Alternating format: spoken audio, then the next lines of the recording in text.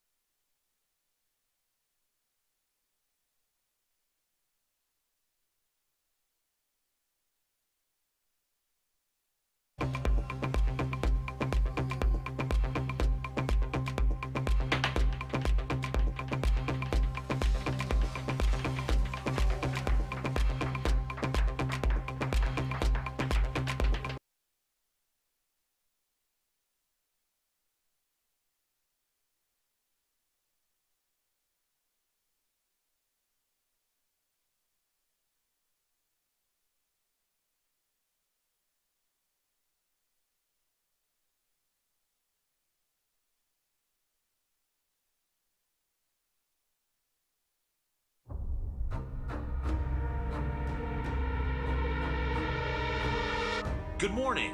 My name is Staphylococcus aureus, but you can call me Staph. I'm a bacterium that is currently living on your skin, in your nose, in your genitalia, in your mouth, and even in the hearts of some of you. You might hate me, call me ugly names like germ, bug, but remember, I still love you. You provide me with food, shelter, place to regenerate myself, and even a place to excrete my waste products.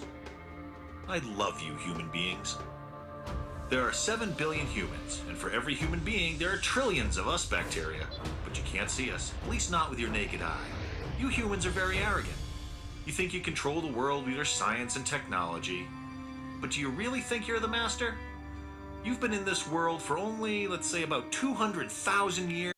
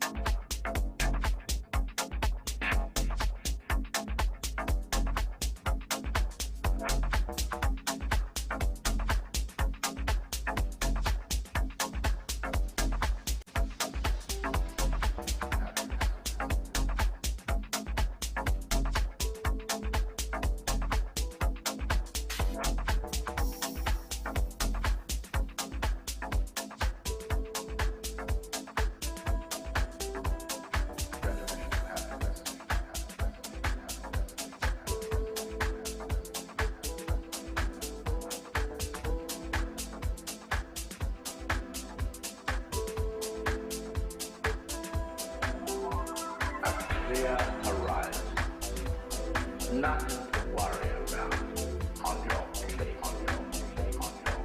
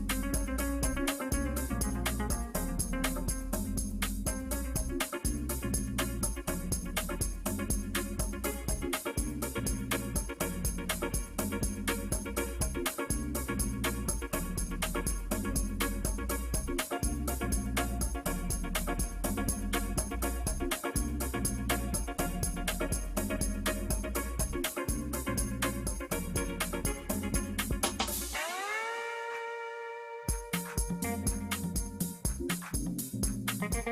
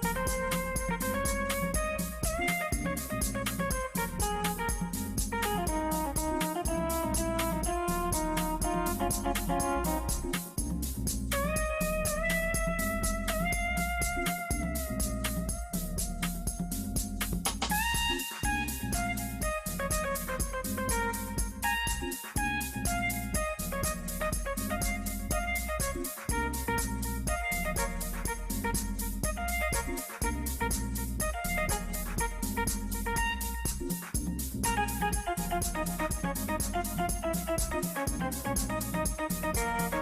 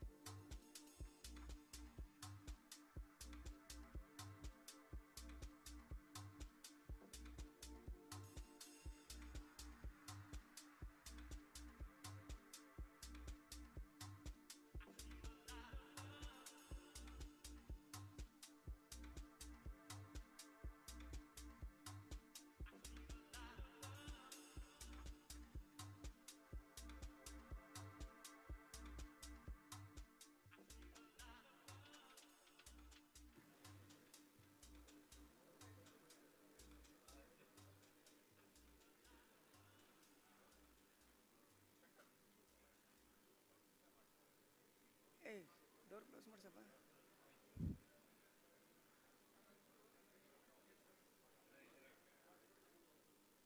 ಏನು door door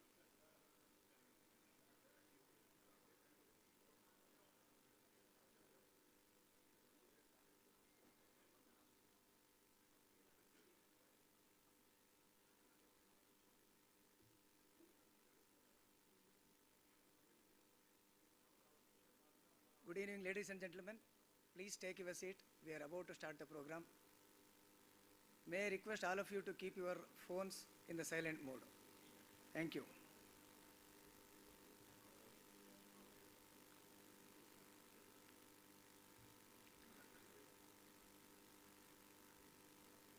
Ellarigu namaskara. Good evening to all of you. I am Dr. Chennaigoda, the MC for today's program. To begin with, we have Nada Geete. May I request all of you to rise and join us for Nada Geete.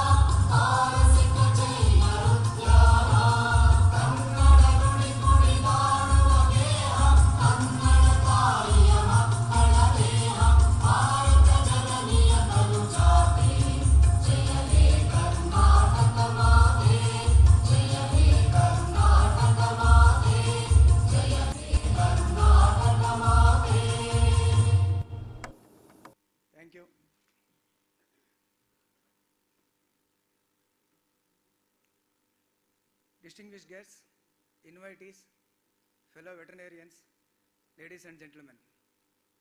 Like every year, IVPA is celebrating World Veterinary Day 2024 under the theme Veterinarians, an Integral Role in One Health. Today, on behalf of IVPA, I extend a warm welcome to all of you and I wish you very happy World Veterinary Day. This World Veterinary Day was first created and introduced by World Veterinary Association in the year 2001. From then onwards, it is celebrated around the world every year on 4th Saturday of the April. It is to recognize the various kinds of services and the work done by veterinarians, especially in the areas like animal health, livestock production. Here in our case it is egg, meat and milk. And then food safety, and then public health. With this, I invite Dr. Gopal Reddy, Secretary IUPI, to give welcome speech.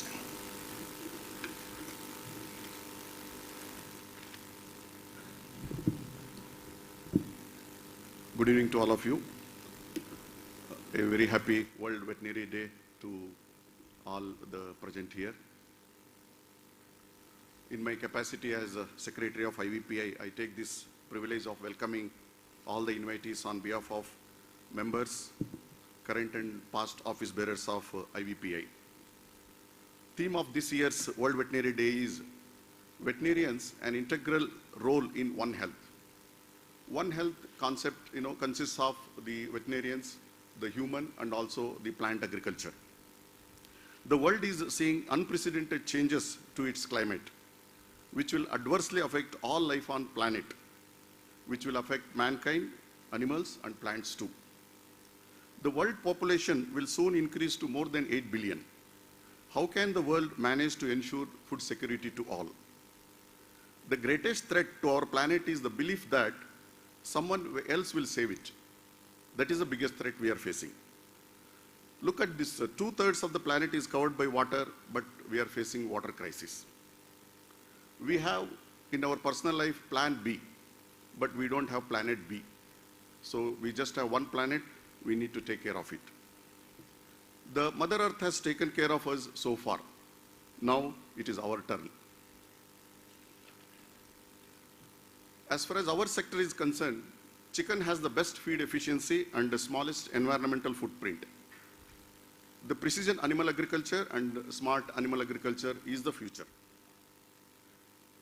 I also would like to acknowledge the presence of eminent personalities among us today. Professor Dr. R.N.S. Gowda sir, the former Vice Chancellor of KVFSU, Dr. P.S. Mahesh, Joint Commissioner and Director CEAH Bengaluru. Dr. Ajit Ranade sir is here. He is the President of IPSA. Sri Prasad Garu, Secretary KPFBA. Dr. Santosh Shire, Secretary, the VAP from Pune. Sri K. Manjesh Kumar Jadhav sir, General Manager, Venkateshwar Hatcheries Private Limited. Now I would like to welcome some of our government officials who are here. Dr. Jayanna, Additional Director, Department of AHVS. I request him to come here and receive our bouquet, please, as a welcome gesture. Our President, Dr. Harsh Kumar Shetty, to invite him, please.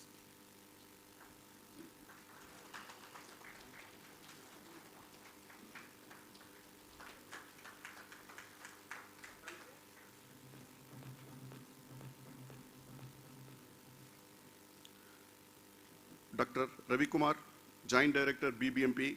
I request Vice President Dr. H.B. Nataraja to welcome him, please.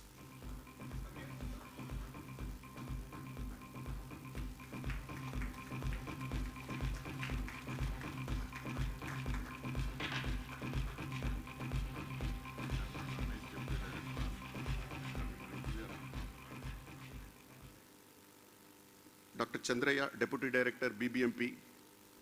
I request Dr. Shankar to welcome him, please.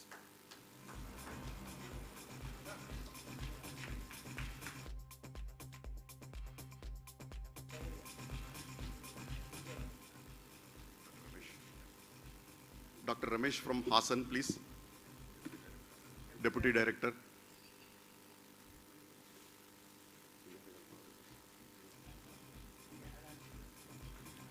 Dr. Subramaniam Bhatt to welcome him, please.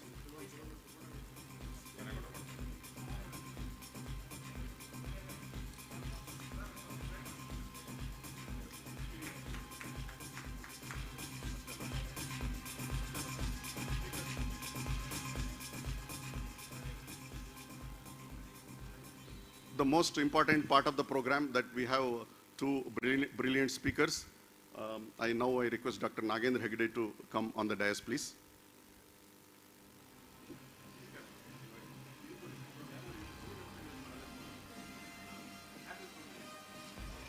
Sir, Professor R.N.S. Gowda sir to invite him, please.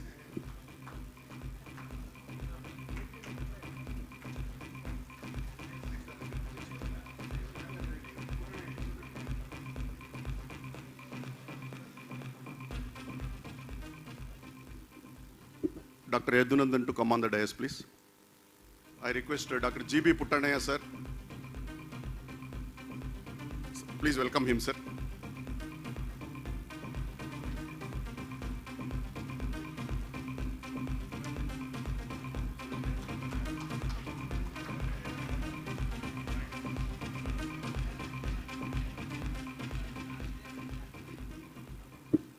Thank you once again, and I wish and hope that today's deliberations will meet the objective of World Veterinary Day 2024. Thank you very much.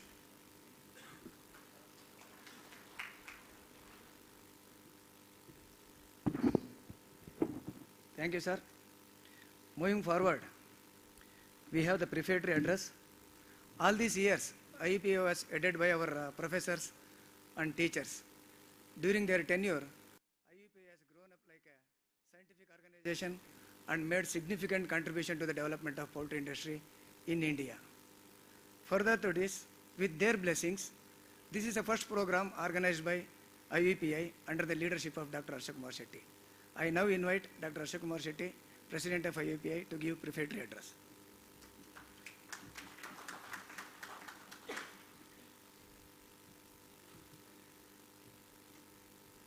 ಎಲ್ಲರಿಗೂ ನಮಸ್ಕಾರ. Doctor ಚೆನ್ನೇಗೌಡರು ಹೇಳಿದಾಗೆ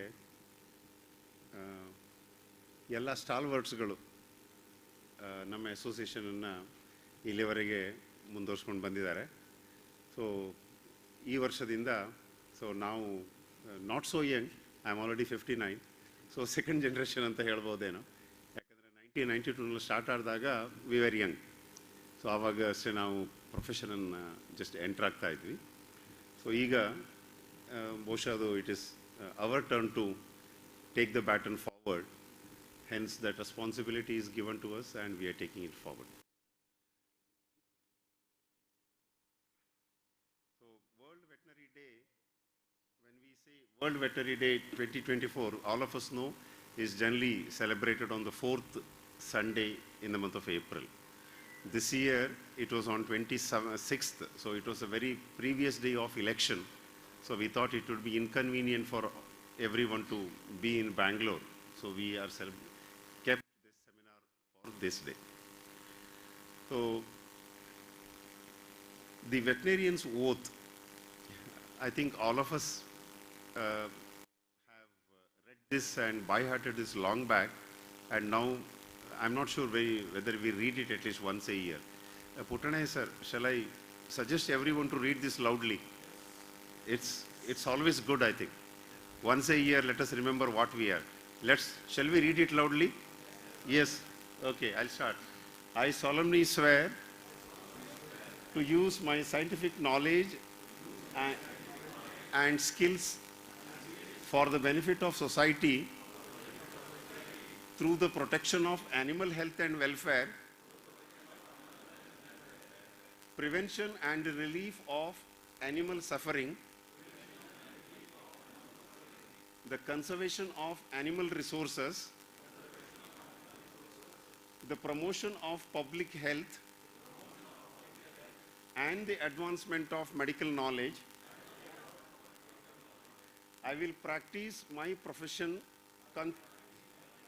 consciously, with dignity and in keeping with the principles of veterinary medical ethics. I accept as a lifelong obligation the continual improvement of my professional knowledge and competence. I think it's good for us to read this once in a while.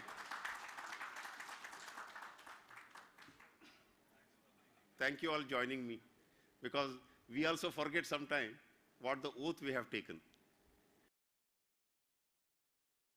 So now when we talk about a poultry veterinarian's oath and his role, it clearly says that poultry veterinarian's job is to address health and welfare of poultry. Important is while promoting responsible livestock production and protecting public health, because we are dealing with the food animal, which is a human food. That's where we should talk more about a public health. So this is an interesting slide. I have taken it from a website by name Population Matters. The nice thing for here to understand is, say about 10,000 years ago,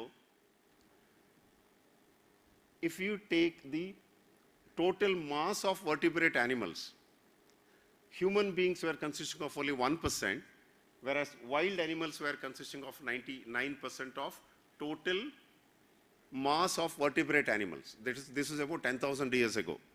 And what is the status today? Look at here. The wild animals, which was make up of 99%, now it is only 1%. Livestock is 67%, and human population is 32%. Makes the mass of total vertebrate animals. This means that over a period of this human civilization on this earth, we have domesticated those wild animals. As the domestication came and started moving forward, we, the veterinarians, had a job, or our importance was realized. Thereby, veterinary colleges were started, professional veterinarians were trained, and we all of us got the job. Thanks to this, however, this also has got certain impact on the environment. In addition to that, if you look at the human population, which is expected in 2030, it's going to be something like a 850 crores, with the Indian population is expected to reach about 150 crores. This is going to be the situation in 2030. Now the question is, these human beings and this livestock, for their livelihood or for their living, what we are using is, whatever the resources available, 1.7 times of that we are using. In the sense, suppose we use about 1 times of that, and one time of replenishment happens, it matches. Suppose if you are using 1.7, but replenishment is happening only 1 time. That means every day 0.7% is negative balance. In other words, to sustain it, to sustain the living organism on one planet, we need one more planet, which is not possible. We cannot jump from this planet to another planet. That means conserving the natural resources becomes all the most important for the sustainability of life in the coming years or the coming centuries. This is what the message it says. Why I am showing this, I'll show it next. So when we talk about a One Health, the people who have coined this term, they have also taken into consideration healthy environment. Environment will remain healthy when and only when it has got a replenishing power or a capacity. If it is not there, today we are seeing this year, including Bangalore, all of us have recorded more than 40 degrees centigrade for the first time, and no rain, except for the day for yesterday, some thunders here and there is no rain, which we never experienced in Bangalore till now. Every April, we used to see at least 3-4 showers, which is not there now. We do not know if this continue to be like this, one more planet required to sustain another, our planet, what will be the future, we do not know. Now, so sustainable production, whether it's a poultry or a livestock, anywhere, anything, today, the mantra is sustainable production. When One Health was introduced, sustainable production was in the minds of those when it introduced it. So sustainable production, whether it's a poultry or anything, it certainly minimizes negative environmental impacts, promotes animal welfare, and supports long-term viability of food production. This is what is very important. So we should always think about a sustainable production. And for the poultry, meat and egg, FAO says in 2030, poultry is going to be the total of 40% of the total meat consumed on this earth will be from poultry origin. As of now, it is only 18%. I think this year it's considered as a 22%. It's going to be 30% because in the coming years, it is estimated that livestock as a source of meat, or the fish or the aquatic thing as a source of meat, that is declining, and it is very difficult to grow them, because now all the people are talking about green gas emission, carbon footprint, and all those things. When we compare all those things, poultry is the best possible and the cheapest and a healthy source of animal protein. Hence, FAO says by 2030 it will be 40%. Now, is it that easy? What is waiting for us? Take India. About 8 crores of more mouths will be there by 2030 in India to feed. That means we will be from 142 to 150 crores. Now to feed this currently 142 or going to be 150 in 2030 for all the countrymen, let's talk about India now. It requires a responsible poultry production along with protecting the public health. Hence, these two conditions, it puts the poultry production and the supply chain under real pressure. It's not easy. Looking at the per capita consumption of 22 and 24 and what is expected in 2030, from a 5.1 kg per capita per year to 5.5 to 7.5, with the birds placement per month. It's not the placement, it's actually number of birds sold, okay, after deducting about 7% as a depletion. 42 crores per month, 44 crore months, and it's going to be 59 or 60 crores of bird sales per month is going to be the picture as far as the broilers are concerned. If you talk about layers, say 22, I'm talking about only from an organized poultry sector, not taking into consideration any other source. So in table X, if you consider 2022, it was 78 per capita. This year, it is expected to be 81, and 2030, it's going to be 95. Birds in lay from 34 crores at any given time to 36 crores, and it's going to be 45 crores. Because now the trend is, earlier, say, when we entered into poultry, it used to be like a 72 to 75 weeks used to be the culling age. Then it came 80, then 85, 90, now it's 100. Hence, the population of layers at any given time is increasing. Now, the situation has come, the feed requirement of layer industry is equal to feed requirement of broiler industry. Now, layer and broiler feed industry put together, requirement is now 30 million metric tons per year. It's a huge number. Earlier it was not like that. This is because the trend that is happening in the layer industry of keeping the bird beyond 100 weeks is the reason for higher demand for feed now. Now, what are the challenges we veterinarians face here, poultry veterinarians face here? One important thing is that there's an antimicrobial resistance, everyone talks about it, then the zoonotic diseases, then global trade regulations. That's basically the food safety matters. And that is the one which is really coming in the way of our export of these public health and other food safety matters. Now, understanding these challenges is crucial if you have to implement preventive, effective management and preventive measures and sustainable growth and take care of the supply chain disruption. So understanding these challenges are important.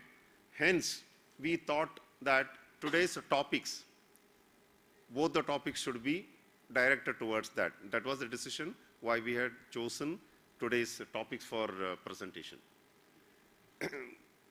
This was published about, I think, on 29th of April in Hindu. Now, for NGOs and the lobbies, we have become the soft punching bag. Anybody and everybody can make any comment, write anything in the newspaper and get away with that. And if you read all these things, it says that 443 people have died out of 885 people affected with the or contaminated with the avian flu virus from 2003 till now. But she says it is 43%. Yes, mortality is 43%. But over a period of 20 years, it's only 883 people got affected. That she doesn't make it important. She says this is a problem with the 43% mortality rate. This is our status today because we have become a soft punching bag for anyone and everyone.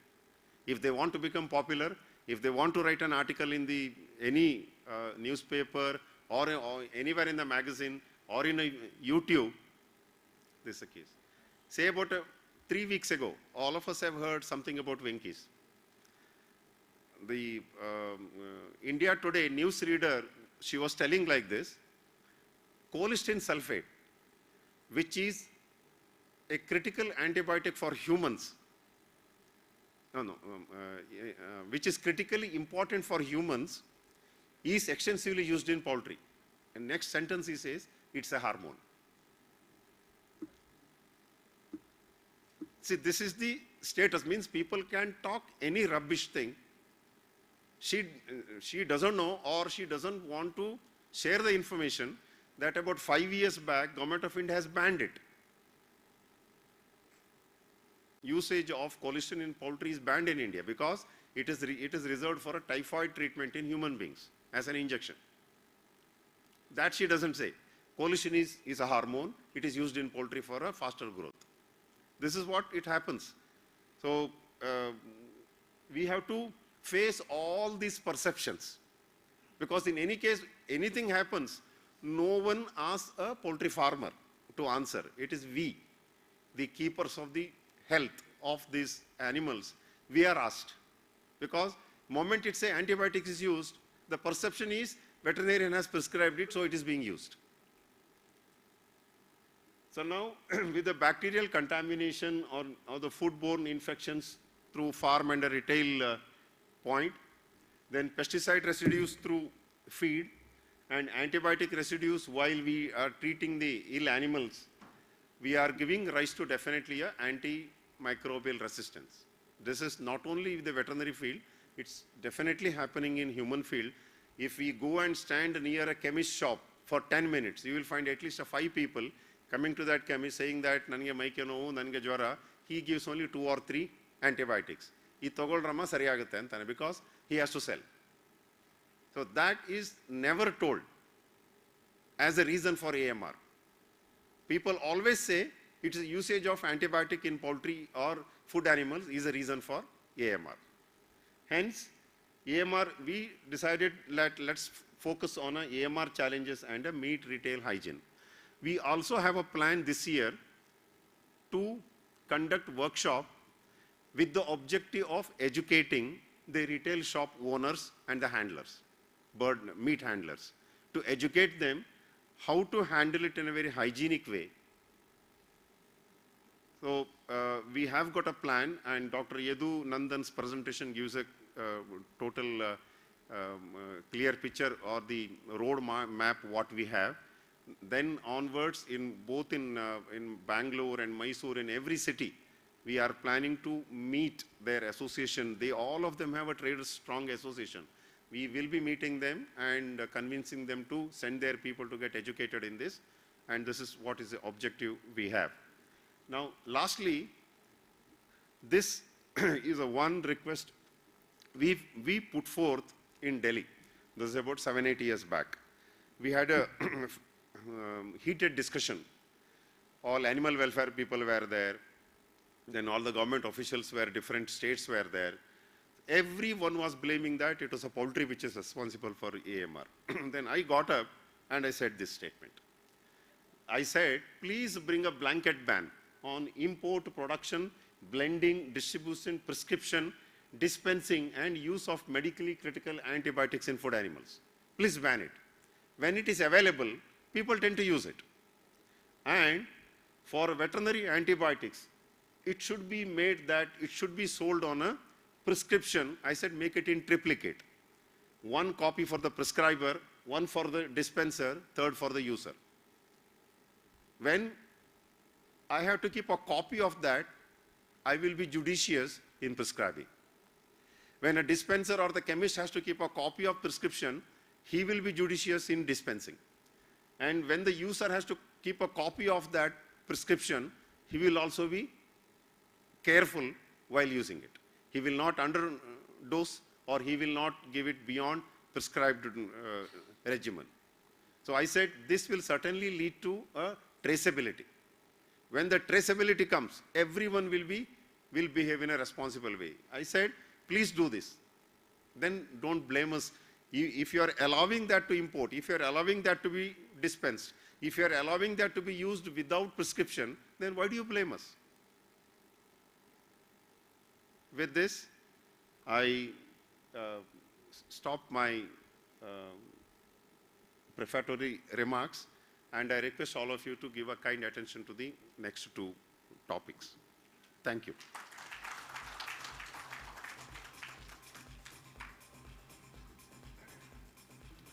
Thank you, Mr. President, for your wonderful remarks. Friends, our next program is a technical seminar. We have two technical sessions followed by a question and answer session. The first one is about antimicrobial resistance, and the second session is about chicken meat retailing. Regarding the first session, there are two kinds of antibiotics. The one is therapeutic antibiotics, which are widely used by their recommended dosages for a particular time of duration. It's called a course. Namely, for some of them, like penicillins, tetracyclines, aminoglycosides, quinolones, sulfa, etc.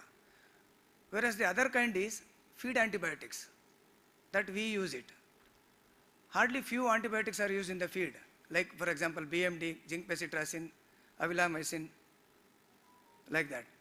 But how these feed antibiotics are more responsible than the therapeutic antibiotics in terms of the development of antimicrobial resistance, and how this resistance is transferring from our feed antibiotics to human beings and the public health.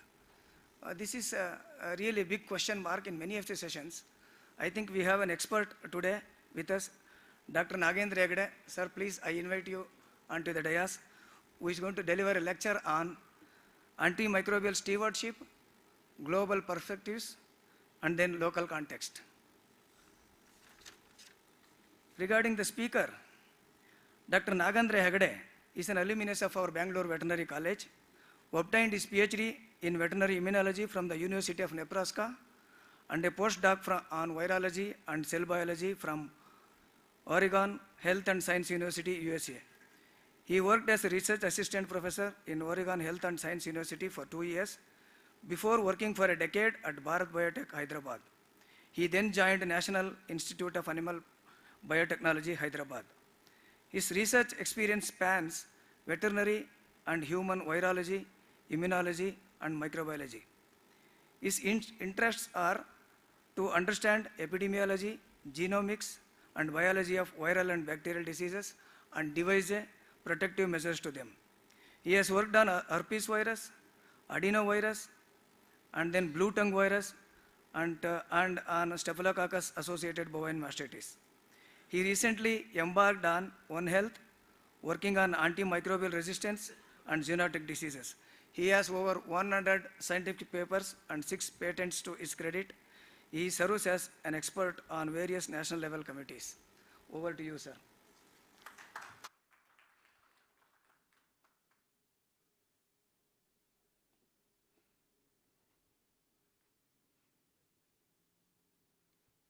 Is this working? Okay. First of all, I'm very thankful to IVPI for inviting me here. I am actually an outsider, both for the poultry industry and also for AMR.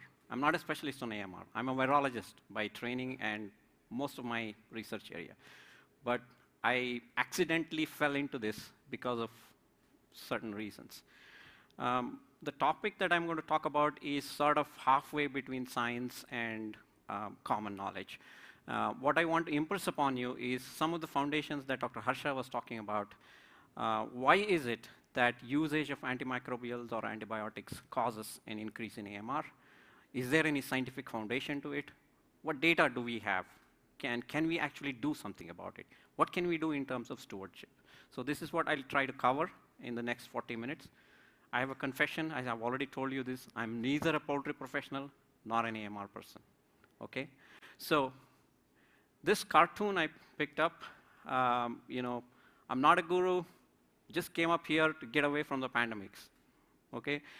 I have to tell you a story. When I was a very young child, I don't know how many of you have been vaccinated for smallpox?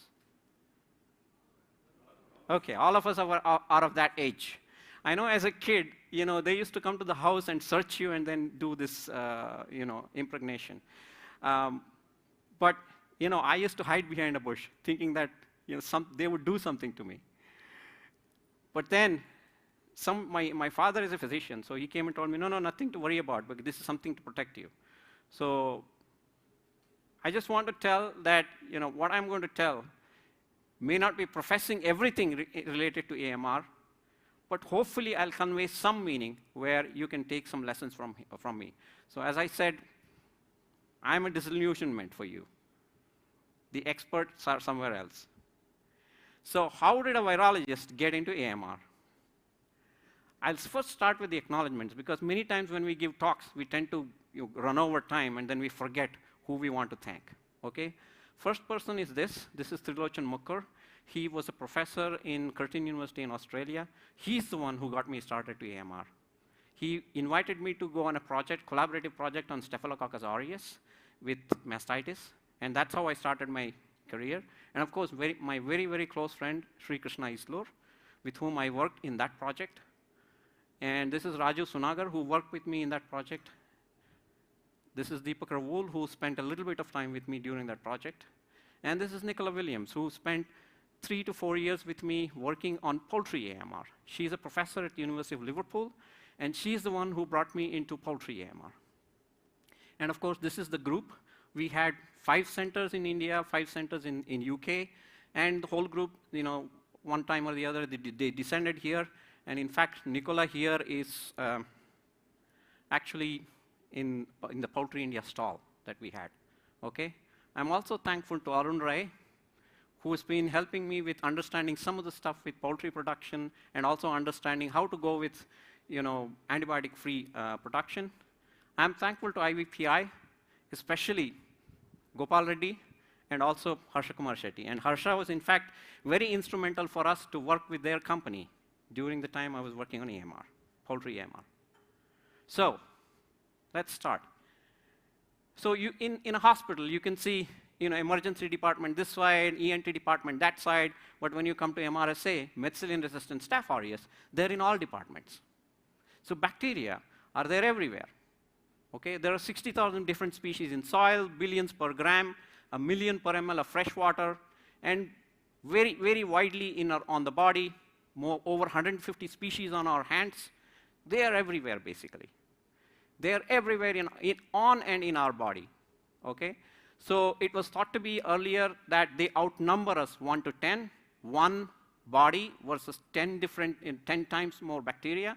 But now a recent paper has come out in 2016 where they show that it's 1 to 1. Number of cells and the number of bacteria are equivalent. A significant amount of body mass. Earlier it was thought to be 1 to 3%. Now it's known to be 0.3%.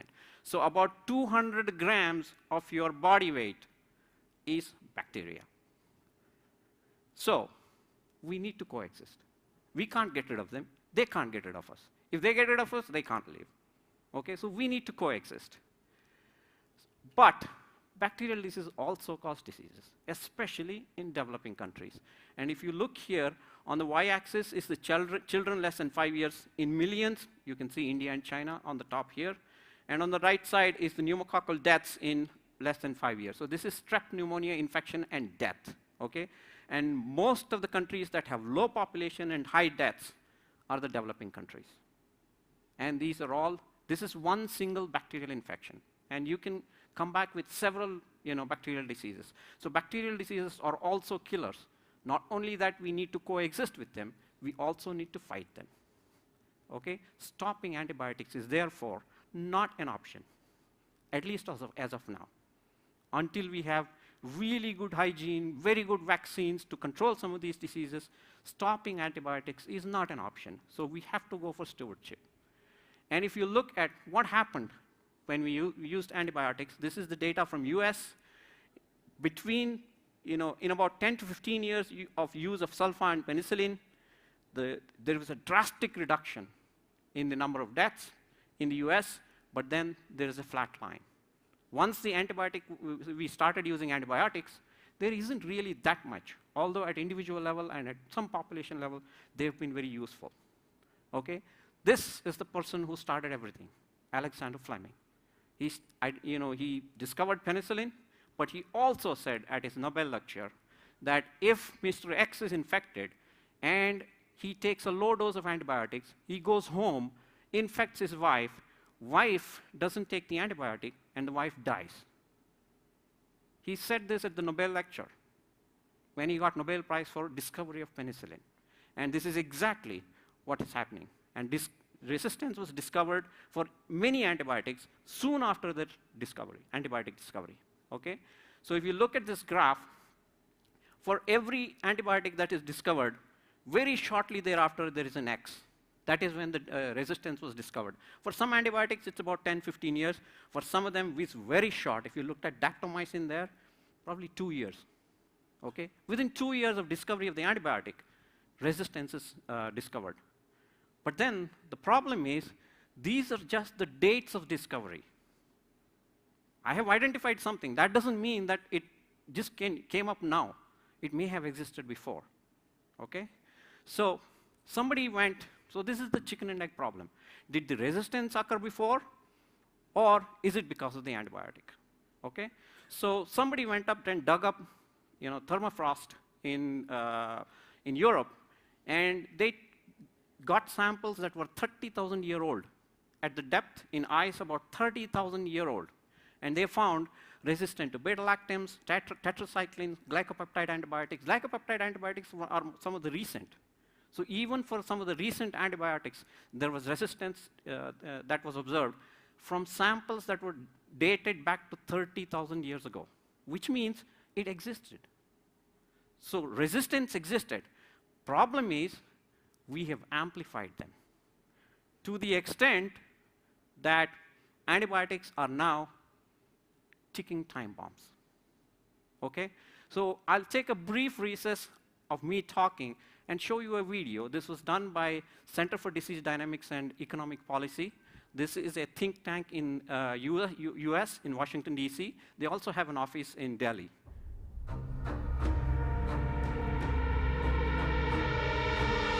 Good morning. My name is Staphylococcus aureus, but you can call me Staph. I'm a bacterium that is currently living on your skin, in your nose, in your genitalia, in your mouth, and even in the hearts of some of you.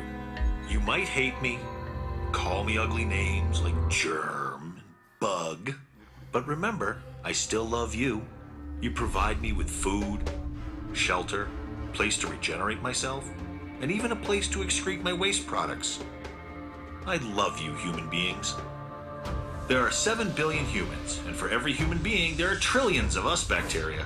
But you can't see us, at least not with your naked eye. You humans are very arrogant. You think you control the world with your science and technology. But do you really think you're the master? You've been in this world for only, let's say, about 200,000 years. That's a blip in the timeline of the universe. We've been around for billions of years. Survived harsh ice ages, meteor strikes. We saw the rise and fall of dinosaurs. We saw oceans fade, mountains rise. You know who will survive if there's a nuclear holocaust? That's right, us. We're not bad beings. Mostly, we like to live peacefully in your body. We just take some nutrients to feed ourselves and our colonists, just like you do.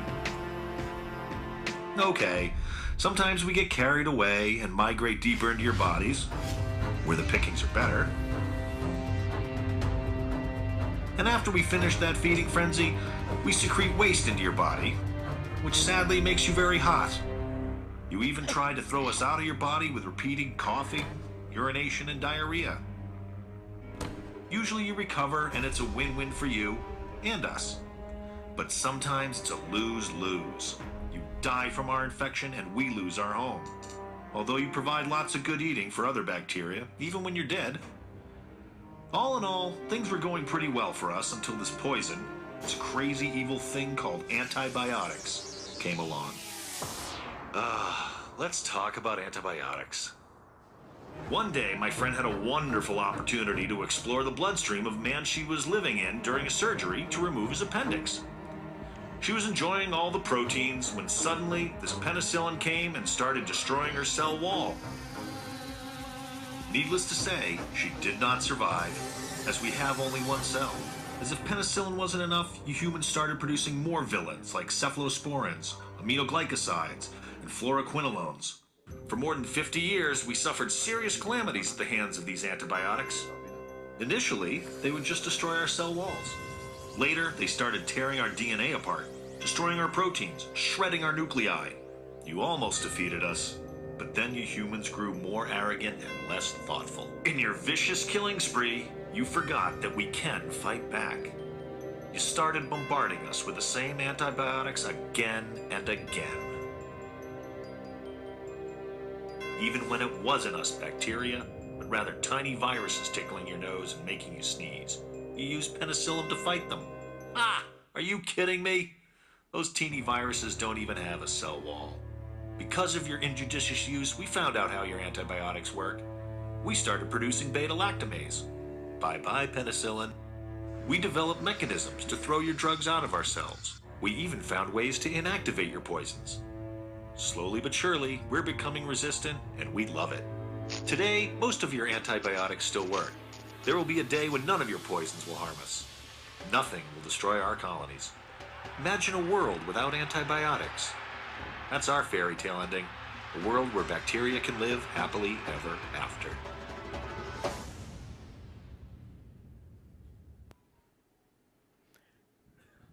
So, if we use more antibiotics, what will be the consequence? So this has come from UK government and the Wellcome Trust. As of now, we're only 700,000 annual deaths, 7 lakh annual deaths. But by 2050, this will go to 20 million. And this is simply because of antimicrobial resistance. Maybe most of them in hospitals, but also in other areas. And the cost will be 100.2 trillion US dollars by 2050. And it's a huge 3.8% of the GDP, total GDP, and biggest impact will be low to middle income countries. And if you ask me the question, what are the major reasons? Why have we come to this? Okay? So if you look at the graph here, on the one side you have relative contribution factor as a driver for antimicrobial resistance. On the other, evidence that factor is contributing to antimicrobial resistance. Okay? And if I draw your attention to the two balls on the right, that's actually human antimicrobial misuse or overuse and animal antimicrobial misuse or overuse. Okay? So this graph shows that both are actually contributing. It's actually not right to point fingers only at poultry industry or animal husbandry industry. We are equally responsible. In fact, even the poultry or animal husbandry is our fault. Okay? So humans are the major drivers of antimicrobial resistance, and we have to somehow curtail it. And the question is, if you're using in poultry, if you're using in livestock, how does that AMR spill over? I have basically used a title of a book from Zoonosis to use the word spillover here. Okay? How does that AMR spill over from, let's say, use in poultry or use in livestock? Okay? This is the diagram that is put out by WHO and bioMérieux. Basically, if you look at the flow of antibiotic residues and the flow of bacteria, they are everywhere. Okay?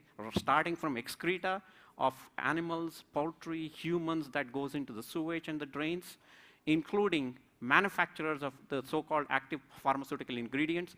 They let out the effluent, the residues get there. Once the residues get there, because the residues are there, the bacteria that live in the water, they get resistance. And they can be taken up by even agriculture fields. Agriculture people are using streptomycin, etc., for dipping fruits and stuff. So it's not one reason. Everywhere, antibiotics or other things are being used. And I'll give you some other baffling reasons why we should be really, really careful at the end of the talk. Okay? So also, the world is a global village. And I'll give you one small example. This happens to be 4 generations of people living in London. Okay? This is what happened to the great-grandfather. He only used to go about 10 or 15 kilometers from his house.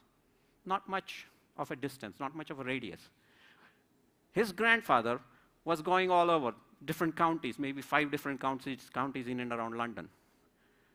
And the father went out of Europe, all the way up to Europe, Spain and Portugal and things like that.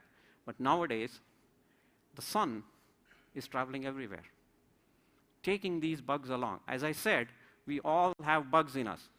And if I carry something that is resistant and I go sit somewhere, I spit or something, I will be, transmitting that. It doesn't need to be that I need to be unhygienic. Even it can go through the sewer systems if I carry the bug. Okay, so you can easily carry these things from one place to the other. And one of the major things that has been blamed, and in fact it is to some extent true, is what we call AMU, or antimicrobial use, in food animals. Unfortunately, this has also been forced upon us on India because we have the largest population of cattle and buffaloes. We don't use that much antimicrobials in cattle buffaloes in India. In the West, they do, in large quantities, and especially because they have thousands of heads in ranches. Okay? So 63,151 tons in 2010. There is going to be a 67% rise. 2/3 of it due to increase in number of animals. 1/3 is due to shift to intensive farming, and 99% increase is supposed to be in BRIC countries. Okay? A lot of it in animal production. So if you look at different countries, so these 4 graphs tell you what was the largest consumer in 2010. Of course, China and USA, Brazil. And then largest projected consumer, China, USA, Brazil. And the largest increase from 2010 to 2030, China has the biggest increase because they have a large pork production as well, besides chicken and livestock. And the largest relative increase in 2020 to 2030. So there is going to be an increase in the use of antimicrobials, which means we could expect increase in AMR. And this is actually the use in chicken and pigs in different parts of the world. And the hotspots, of course, southern India for chicken, and most of China for pig production. Okay? So, and this is some of the local antimicrobial use. This is from Nepal. And if you see, I don't know if people from the back can see, there are 5 that are listed here. There's enrofloxacin, amoxicillin, colistin sulfate, neomycin, doxycycline. These were the 5 in Nepal that were used. They made up for the 64% use in broiler production. And same case in Nepal. These were actually the individual ones. If you go to the classes, penicillins, polymyxins, quinolones, aminoglycoside, tetracyclines made up 81%. This is in Nepal. Okay? So for us all, or for you all, to dead sure say poultry doesn't use antibiotics is not correct. Let me say that also. Okay? I do understand you have to use it for therapeutic purposes. As I said, we cannot stop usage of antibiotics, but there has to be a balance, and I'll come to that in a little bit. Well, I have told you there is antimicrobial use. I have told you there is AMR. But where is the link? You haven't told me any link yet. You've given me something. But if you don't reveal something soon, you can come and slice and dice me. So let me see if I can show you some data. This is actually published in India, from central India. Somebody took samples from chicken and looked at what are the bacteria that are there in chicken. Okay? So if you can see from the stool and meat, you can see Campylobacter, Salmonella, E. coli. The other 3 are different kinds of E. coli, and the percentages that are there in the samples that they collected. And a whopping 66% of one kind of E. coli called EPEC from meat. Okay? And this, of course, earlier we were talking about the butcher. Most of it comes from that place. Now, there it is very difficult to identify whether these bugs came from actually the meat or the butcher. The butcher could actually have transferred some of these bugs. How do you identify these things? And you need systematic studies to do this. This is actually from a study from India. This is published by FAO in a bulletin called INFAR. This is for cattle and buffalo, and I'll come to poultry. 722 isolates were tested. This is the percentage of resistance for different antibiotics. In ampicillin, more than 50% of these 700 isolates were resistant to ampicillin. Now, one caveat, just because these poultry have these isolates does not mean that they originated from poultry. They may have come from elsewhere. As I showed, AMR bugs are transferring from one place to the other very easily even simple water sources, okay? So it's very difficult to identify where they are coming from. Also, somebody looked at antimicrobial residues in different places. So looking at, Delhi, Indian market, Punjab, Rajasthan, Uttarakhand, Madhya Pradesh, different antibiotics. In some residues, 38.1% of the samples, 43% of enrofloxacin. These are actually antibiotic residues, not even antimicrobial resistant genes or bacteria. So antibiotics are there in the Ganga, the Yamuna, and they are there in effluents, especially in industrial areas. When the residues are there, obviously the bugs will survive and they will try to gain resistance. Okay?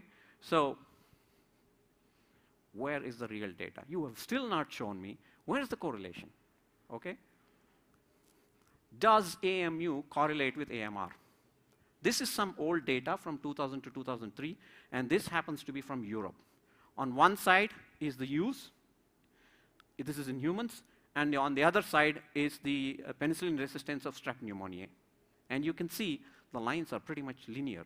Whichever country uses higher amount of antibiotics has higher resistance, okay? This is one data. And a second data, this was published very recently. This is from sort of middle-income countries. So this is from high-income countries, from middle and low-income countries. Similar kind of graph. It's quite linear, okay? So there is some sort of association. And this has been published recently from Europe. They did a study between 2019 to 2021. If you look at the consumption of cephalosporins in food-producing animals, in milligram per kg estimated biomass versus prevalence of ESBL and AMP-C in food-producing animals, in the same animals, if you look at the resistance, as the countries use more, there is more resistance, okay? This is in food animals. This is also, this is on fluoroquinolones, similar kind of data. And this is actually an interesting data. This is in poultry. So if you look at the consumption of fluoroquinolones, and if you look at E. coli that are resistant to the fluoroquinolones, you can see even with low use, there's a resistance. So there are certain antibiotics that even if you use at smaller quantities, you get resistance. This is actually resistance of E. coli from broilers, and this is from humans, okay? But here, if you see, the line is not as drastic as you saw it before, okay?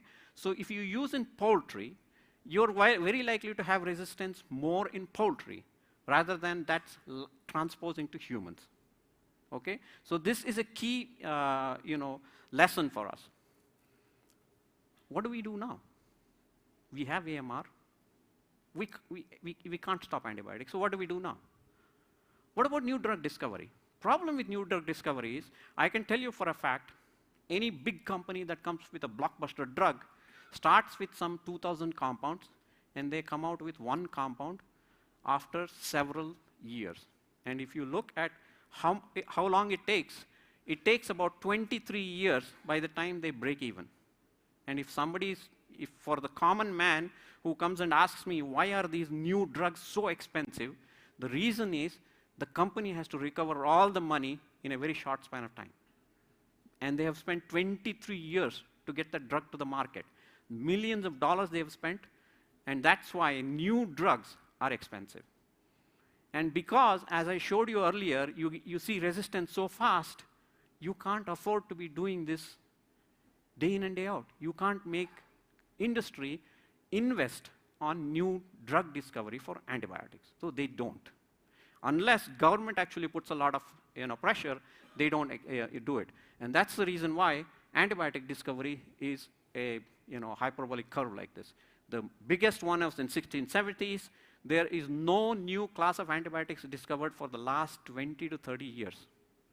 Okay? And the pipeline has dried up. This is from the British Medical Journal. The pipeline has dried up.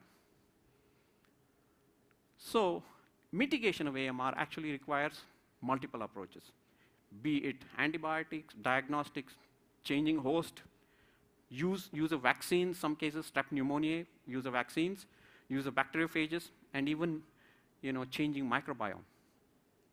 This is one of the things that I liked about poultry. So antibiotic alternatives, you can use antimicrobial peptides, probiotics, and this is all used in the industry already. Okay? And this is very well, actually these things should be publicized rather than just seeing the Hindu article. I think some of you should get into press and write some of these things. What are we doing as an industry to mitigate AMR, okay? Organic acids, phytogenics, even bacteriophages are being evaluated for use, enzymes. So these are all being used, and now bacteriophage has become a fad. Everybody wants to use bacteriophages, and they're already being used for, meat storage or meat shipment, and they're already being used for certain products in the UK for keeping the vegetables fresh, and obviously they can be used for various things. And bacteriophage products, so-called enzymatic, can also now be used. Of course, these will be high-end because making these enzymes will be expensive. So you can't sell an egg for 4 rupees by using these expensive products. So one of the things is that I would recommend people to look into is organic farms. These graphs may look a little odd, but what I would like to draw your attention to is what is the percentage of resistance in organic farms versus the conventional farms. There is a slight difference. You can't really see, but if you see here, it starts with about 0.1% and reaches about 0.25. But with a conventional farm, it already starts with about 0.2 and ends up with about 0.3. So there's a marginal difference. But maybe this is what we need to do. Maybe we need to switch to organic farming. But then the big problem is antimicrobials are not the only reason you will get AMR. Now there's a number of studies that are coming up that show that these antiseptics that you use, disinfectants that you use in poultry, they can also cause antimicrobial resistance. These are all different mechanisms of either co-resistance, cross-resistance, and co-regulation. And I'll not go into the details of the science. Even triclosan, which is a compound in toothpaste, can cause antimicrobial resistance. Now, if everything causes antimicrobial resistance, where are we then? So, in hindsight, I believe that our oversight was short-sighted. At least that's my insight. So where do we go from here? Again, what do we do now? We now come to stewardship. This was the important part of my talk, okay? So, and while there is no reason yet to panic, I think it only prudent that we make preparations to panic. So the dictionary meaning of stewardship is conducting, supervising, managing, or taking care of something. And Wikipedia says ethical value that embodies the responsible planning and management of resources. All jargon for the most, but simply, how do we actually act logically? Okay? And science cannot do everything. I can tell you this. You can come up with 101 different scientific things, but we are all in it. We have to do some common practices. Okay? These are the ones that are put out by WHO, FAO, and others. So public awareness, sanitation and hygiene, antibiotics in agriculture and environment need to be reduced. We have to come up with vaccines and alternatives, have to have better surveillance programs, rapid diagnostics. We need to increase human capital, meaning expertise. Drugs, we need newer drugs, global innovation fund. This is a big problem because anything to do with One Health is a very fancy topic, but who will fund them? Somebody needs to fund them, and it's not that easy to do. Okay? So challenge to implementation of antimicrobial stewardship, health system barriers, poor access to care and antimicrobials, low health literacy, this also needs to be improved, inadequate health financing, which impedes access to antimicrobials, supply chain regulation, poor supply of antibiotics or poor quality of antibiotics. Industry controls the market sometimes, which drug goes where, certain drugs are never sold in certain countries, inadequate surveillance, poor quality of drugs, counterfeit drugs. I know for a fact when we were doing this poultry project, when we did a surveillance, we were specifically told by some drug regulators in Delhi saying that there is a black market, we agree that, but we can't do anything about it. So counterfeit drugs coming back to us through a black market. Okay? Availability without prescription, this has already been highlighted. Other challenges, professional capacity and capability, lack of trained personnel who can actually profess or do some of these things at the ground level. Absence, underuse, or inappropriate treatment guidelines. Outdated culture and beliefs, okay? Sometimes, we do things that we have learned from our ancestors. Some of those things we need to get rid of. Lack of communication, fear of adversity and litigation.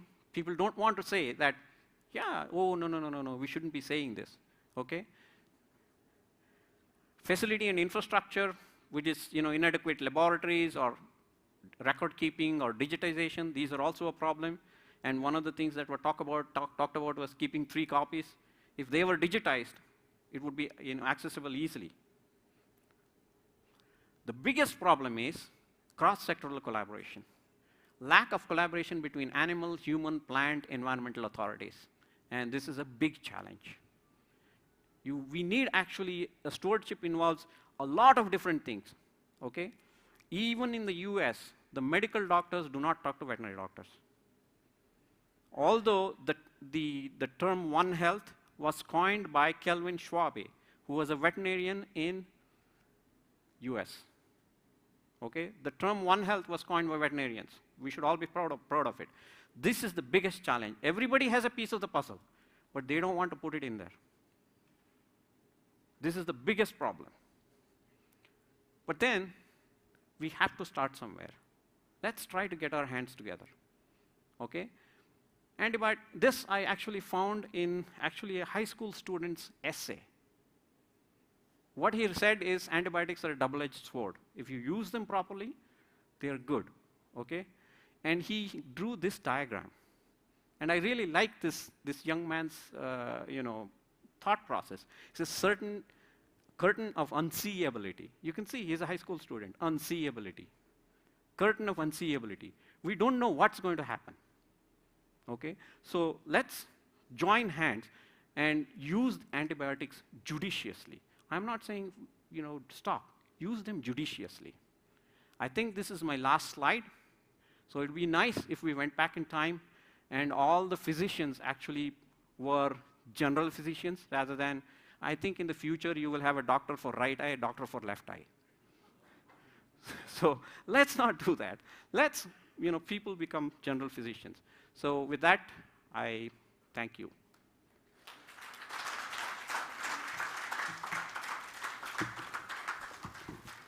Thank you, sir. Thank you very much for a very elaborative and wonderful presentation. It was very interesting, and I'm very happy to note that the One Health term was coined by a veterinarian on this auspicious day, World Veterinary Day. Thank you, sir. So a big round of applause to Dr. Nagendra Hegde. Thank you. Sir, we have recently joined us Dr. Ravindra Hegde from Institute of Animal Health and Veterinary Biologicals. Sir, I welcome you on behalf of IUPI. I request Dr. Nagabhushan to hand over a bouquet to him.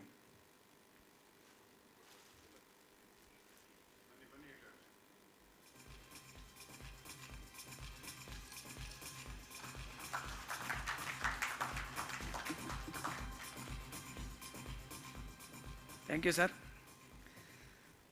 I am sure you all have some questions. I request all of you to write down the questions on the paper and pencil given to you on the table. We will be taking up those questions in the question and answer session. Moving on to the second scientific session, that is about chicken meat retailing. Friends, can we further improve the customer shopping experience at retail outlets?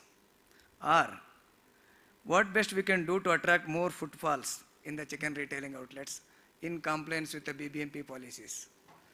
So we have with us Dr. Yadunandan, is a veterinarian and a successful entrepreneur in this field and with hands-on experience in the meat hygiene. So he is going to talk about chicken meat retailing from hype to hygiene and health. So in brief about Dr. Yadunandan. Yadunandan is the founder of JICA Hospitality Ventures Private Limited. He is also an alumnus of Bangalore Veterinary College and obtained MBA from Stockholm University, Sweden. Before venturing into food business, Dr. Yadunandan worked for a couple of MNCs. He has also worked as US Soybean Export Council as a consultant. His food retail chain, Rolls on Wheels, has become one of the lead brands in Bengaluru and won the Best in Rolls title both on Zomato and Swiggy platform. There are 40 plus outlets in Bangalore and Hyderabad, and he is aiming to add 30 more in Pune, Mumbai and New Delhi. Rolls on Wheels is now a part of Cure Foods House of Brands. Who else can talk more about meat hygiene than Yadunandan? Welcome, and over to Dr. Yadunandan. Thank you, Dr. Chanagouda. I'm audible? Good enough. I think he knows more about me more than what I know. See, because I described myself in just a one sentence. It's written on my slides. I'm kind of a okay food pruner, I would say, and also an ever-evolving meat pruner. Actually, I mentioned it as a failed meat pruner because I had the failed meat brand I done. But we have one Shashi Tharoor of our IVPI. Any guesses? Dr. Gopal Reddy. Where is he?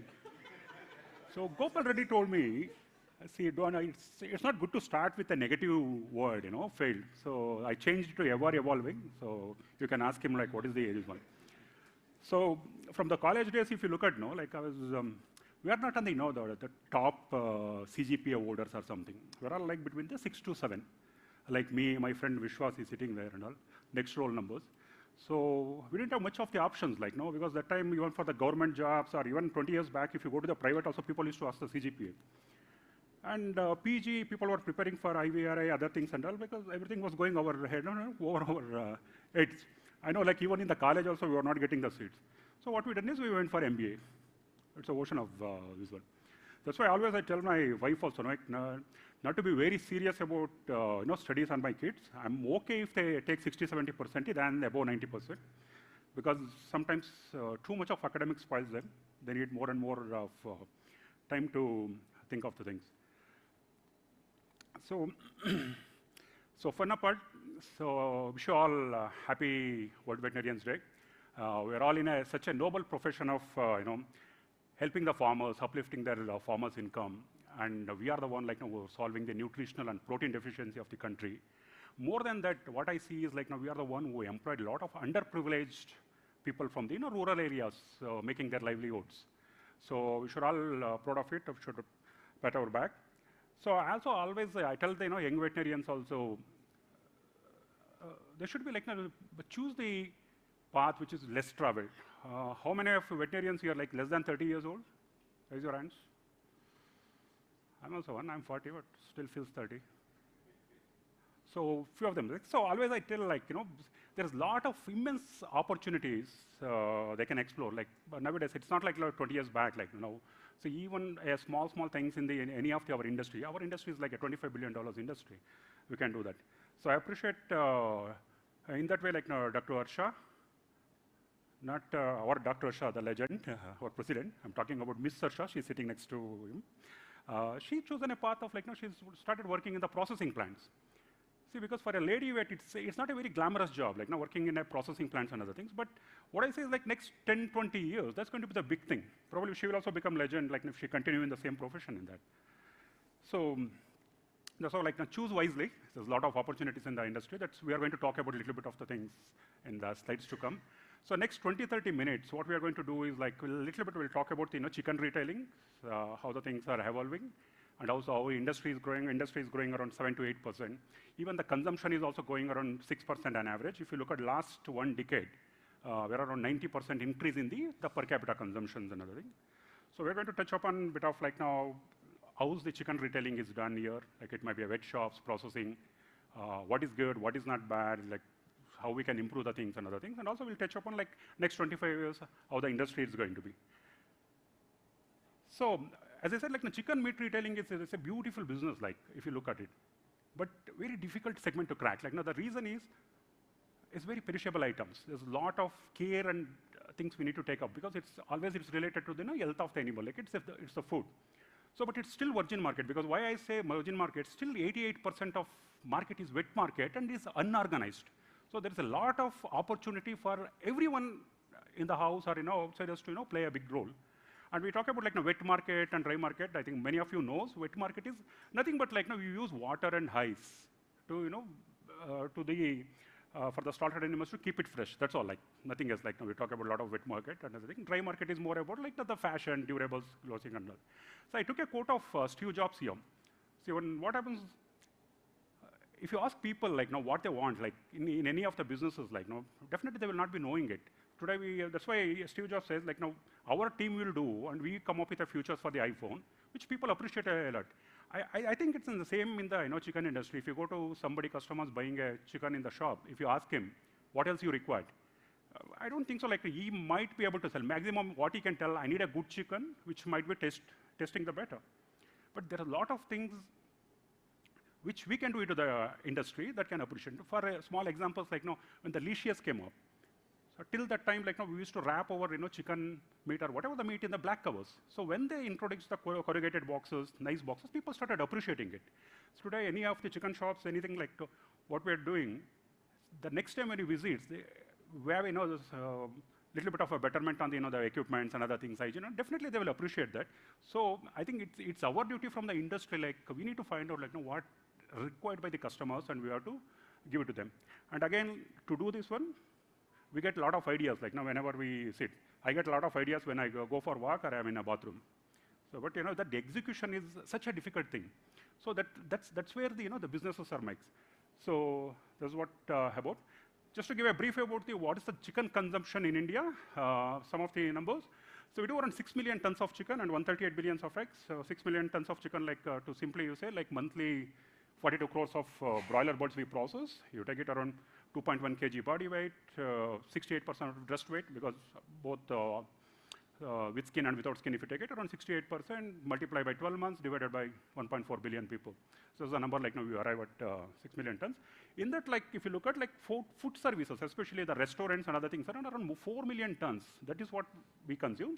Household is around 2 million tons. I don't touch upon like, this is some of the, the data we done with the Budan.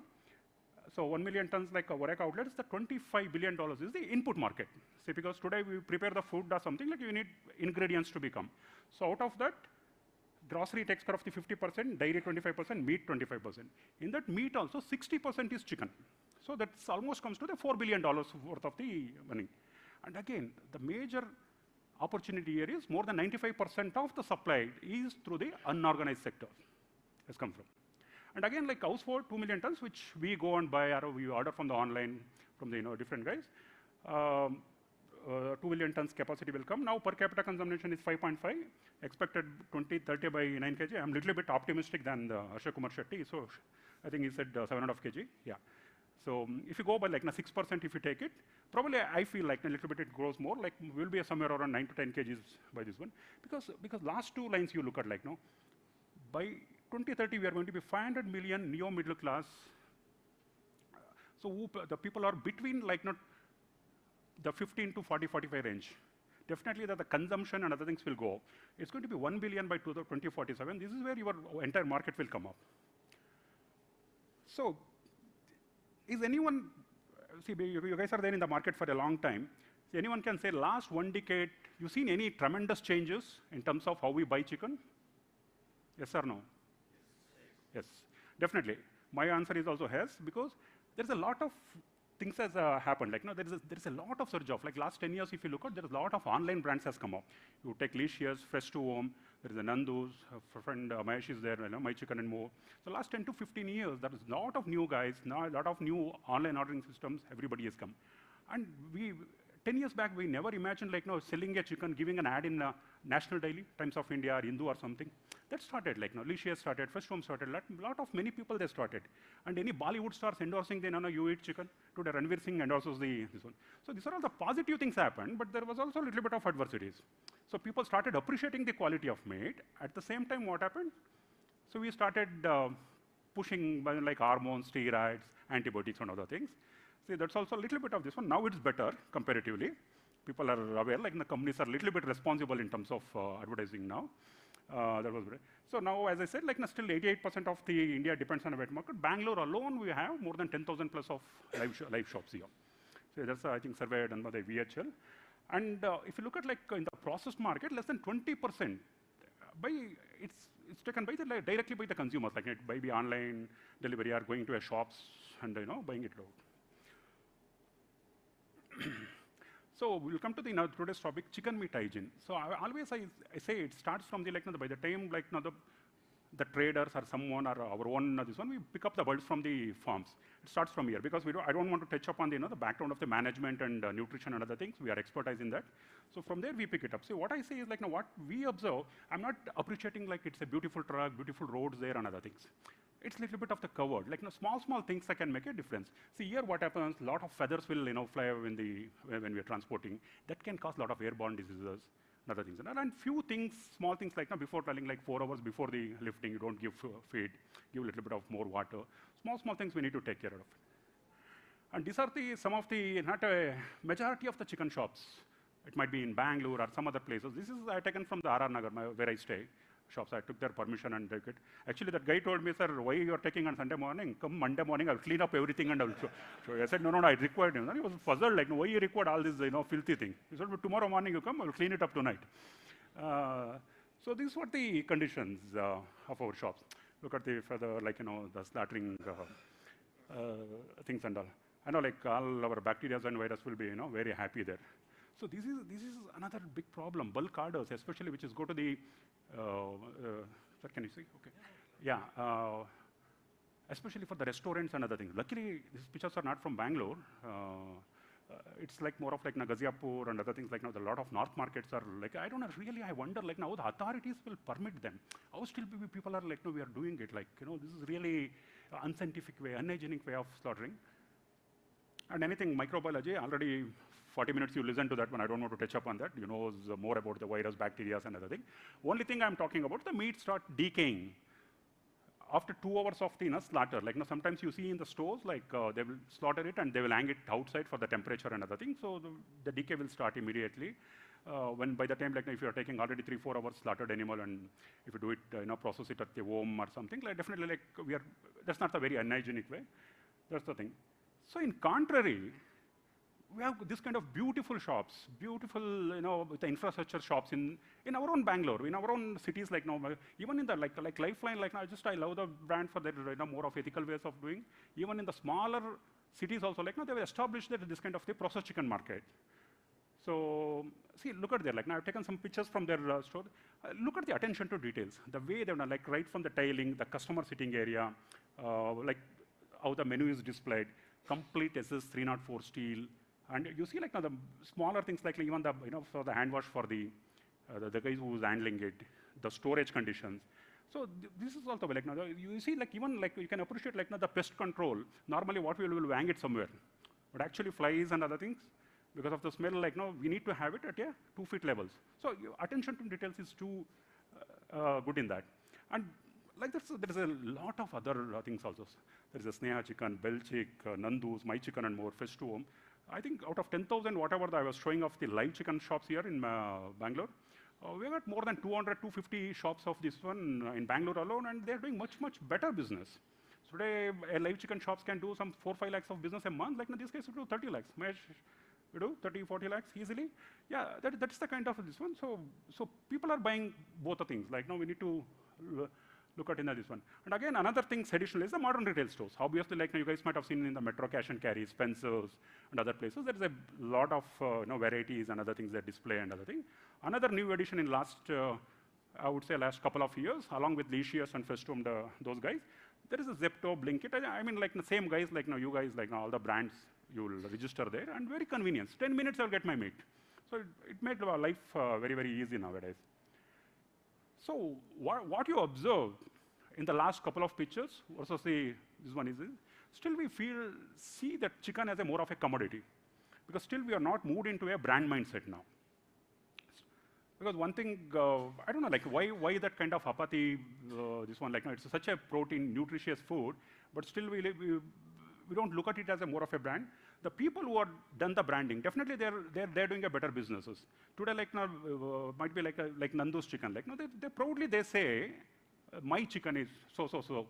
See, we have a complete this one. Even Lifeline, if you go there, they will display from the complete what we call complete tracking till this one, farm to fork, what we call it as.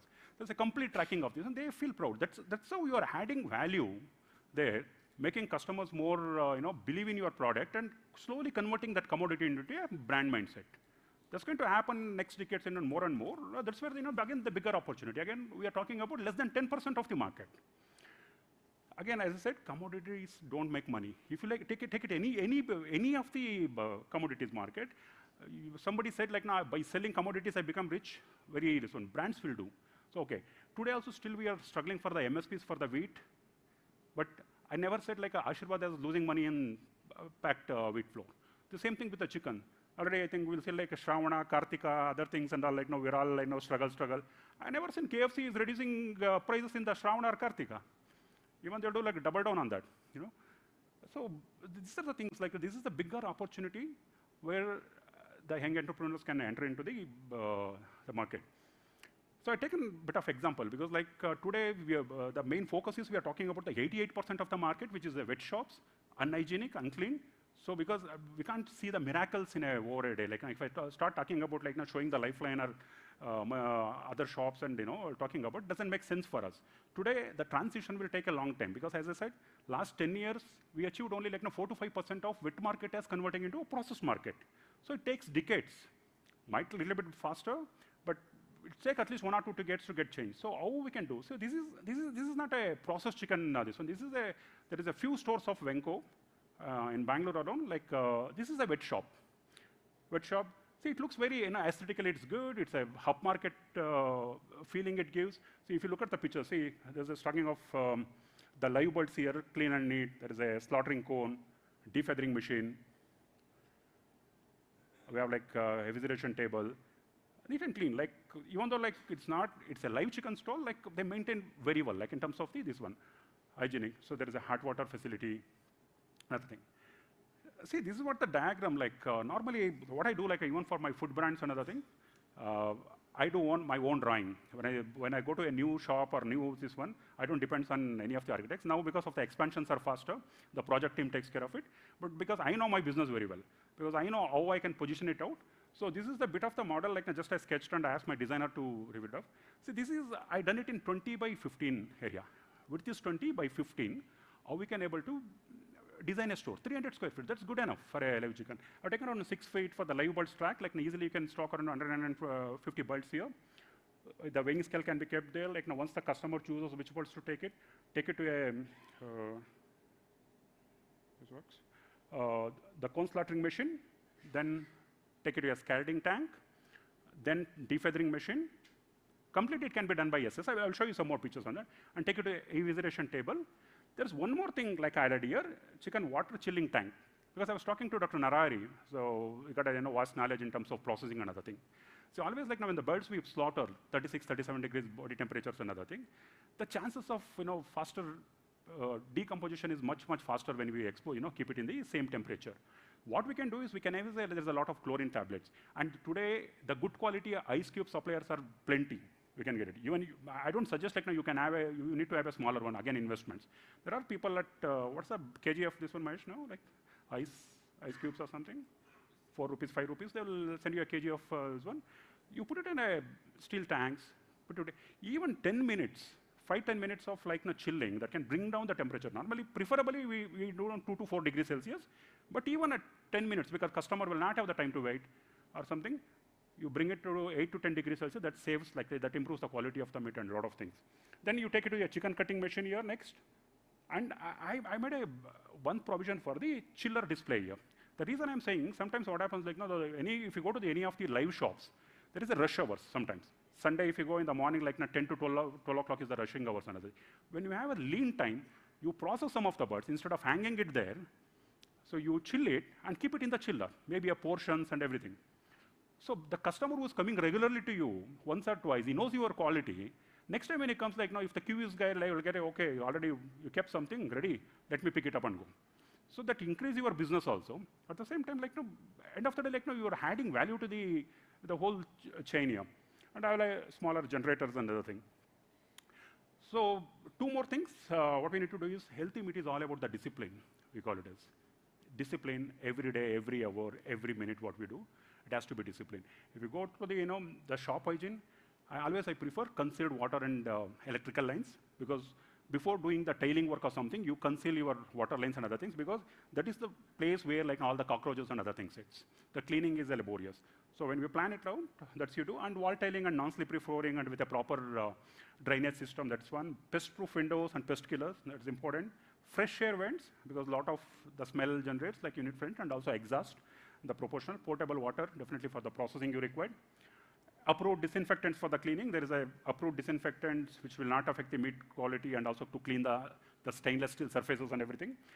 Hot water facility for the cleaning and waste disposal, dry and wet separately, another thing. Another thing is, see, end of the day, like, now, the manpower has to work. Like, now, it's the personal hygiene of the people who are working there. I know, like, now, there is a lot of dearth of manpower availability to do this kind of jobs. So, as I said, like, now, as an industry, like, now, we employ a lot of underprivileged people. Here also we depend. So, but we can get them and train. So, the manpower training is very, very important. See, I also tell my, like, now, in my own team, like, now, when I take the team calls and other things, I tell them, I tell the area managers or zonal managers, train your team who are working at the dark kitchens very well, central kitchen. Because if they are trained, your 50% of the problem is solved. Because they will take care of how to do the product. They know, like, how to pack it, how to send it. You will not get tempted. You can sleep aram se. Okay. And again, what I say, like, the people are paying for your product. It might be a food, it might be a meat or something like, See, I say, like, in the food industry also, every day is a new day. See, because 364 days, somebody is eating my food. I give good quality, good everything. 365th day, if I mess up, definitely he will blame me. He'll scold me because he's paid for it. He's not eating it free. So this is all about everyday discipline we need to follow. So few things like well-groomed, protective clothing, because a lot of infection can come from the personal hygiene also. If you have a bleeding wound, your blood can mix up with when you're processing. So the few things like that, you should be medically fit, no tobacco chewing and other things. That's another. So next couple of slides, because so when we meet for this kind of events, we'll talk about the things, unless there's a take-home message, doesn't help us. See, I'll talk about the present, whatever the stores, spending some 4-5 lakhs, we can move from worse to better. So when I say it's not justice, if I don't address whatever we said, justify labor. So I done some of the work, just I contacted some of the manufacturers who were doing and other things. I took up a little bit of thing. So what are the major, what I shown in the previous model? Definitely chicken slaughter cone, that will help you a lot of because of drainage of the blood and other things, proper storage. Scalding tank, maintain the temperature of around 60 degrees Celsius for 1 to 2 minutes. There is a drainage wall, so you can be changing the water after every dip. So otherwise, normally in the live chicken shops, what happens? They will use the same water for the whole day. So they will have a drainage tank and other things. Every time you can fill it. When you're doing a plumbing work, you can have a separate a tap or something to directly you can. And that's one, I think, that's how I've taken a little bit. We can do it with the steel only. Didn't get a picture, so chicken water chilling tank can be done. And chicken refrigerating table, so cost you around 20,000, you can have free, there is a box on the down, all the things we can able to easily collect it. And this whole table, that machine cost you around 35,000-40,000, and table with a hand washing sink under 70,000. Meat display chiller, around 4 feet or 6 feet, it will cost you around 90K. If you don't want to go for the display chiller, if you want to have a hard top one or something, you don't want to this one, that's you can get it in 30,000. And need a 5 kV generator, definitely, because a lot of machines are operating on the electrical line and you need to maintain. So this is one chicken cutting cabinet. I found it in some Coimbatore-based company. It cost you around less than 2.5 lakhs. So in the whole things, what I said, only that chilling tank, other things are there, but they have cone, the scalding tank, defeathering machines, and everything. The whole cabinet will come. You guys can explore. So what I mean to say is it's not very expensive, because anyway the shops, the basic things you will do. So instead of doing the pictures I shown as a unhygienic way, with the investment of around 3 to 4 lakhs, you can convert them into slowly a properly processed in the hygienic way. So the main thing now I come, so waste disposal. Probably I think the sirs from the BBMP will be very happy to see that one. Yeah. See, this is a big problem for everyone. So as a public, as a BBMP officials, and everybody. See, Bangalore generates close to 300 to 500 metric tons of the offals, the poultry waste every day. 300 metric tons is about in the weekdays or something. It's going to double normally on the Fridays and Sundays. Okay. So a big task for BBMP or any city corporations, even if small corporations, it's a big task to dispose. There are a few private companies who are already operating in partnership with BBMP and other things. they're rendering it, another thing. See, because why I'm saying is like, this is related to a lot of other problems. Today, Bangalore, there's a big dog menace. You know, every day we see like now dogs bitten somewhere or not. This is mainly because there are some small shops, they're unhygienically, they'll throw somewhere. You know, dogs like they heed that, every day they require, like become furious. There's a lot of other things as related to, you know, this kind of issues. We can solve it, you know, by proper disposal of the waste. And this is one of the poultry waste rendering plant. I think one of our junior veterinarian only done it, close to Bangalore. This is the pictures from plant. I think next slide I will come, but like before that, like I got very, very excited when I spoke to him 2 days back. Such a beautiful business we can make out of it. But okay, there are some little bit of difficulties in between. They need to deal with it. But still, I'll come to the economics later on. So another our own weight, Dr. Jivandas Rai, Chennai. I think he got an enormous this one. Like look at all the the rendered meals which he's selling it. Once I remember, Kishore Kumar Agde from Lifeline, he told us, really we make money in rendering more than the processing. The money is there in the rendering of the the waste than the this ones. Real processing. I'm losing money in the processing of chicken, but like I make still better money on the rendering of the offal waste and other thing.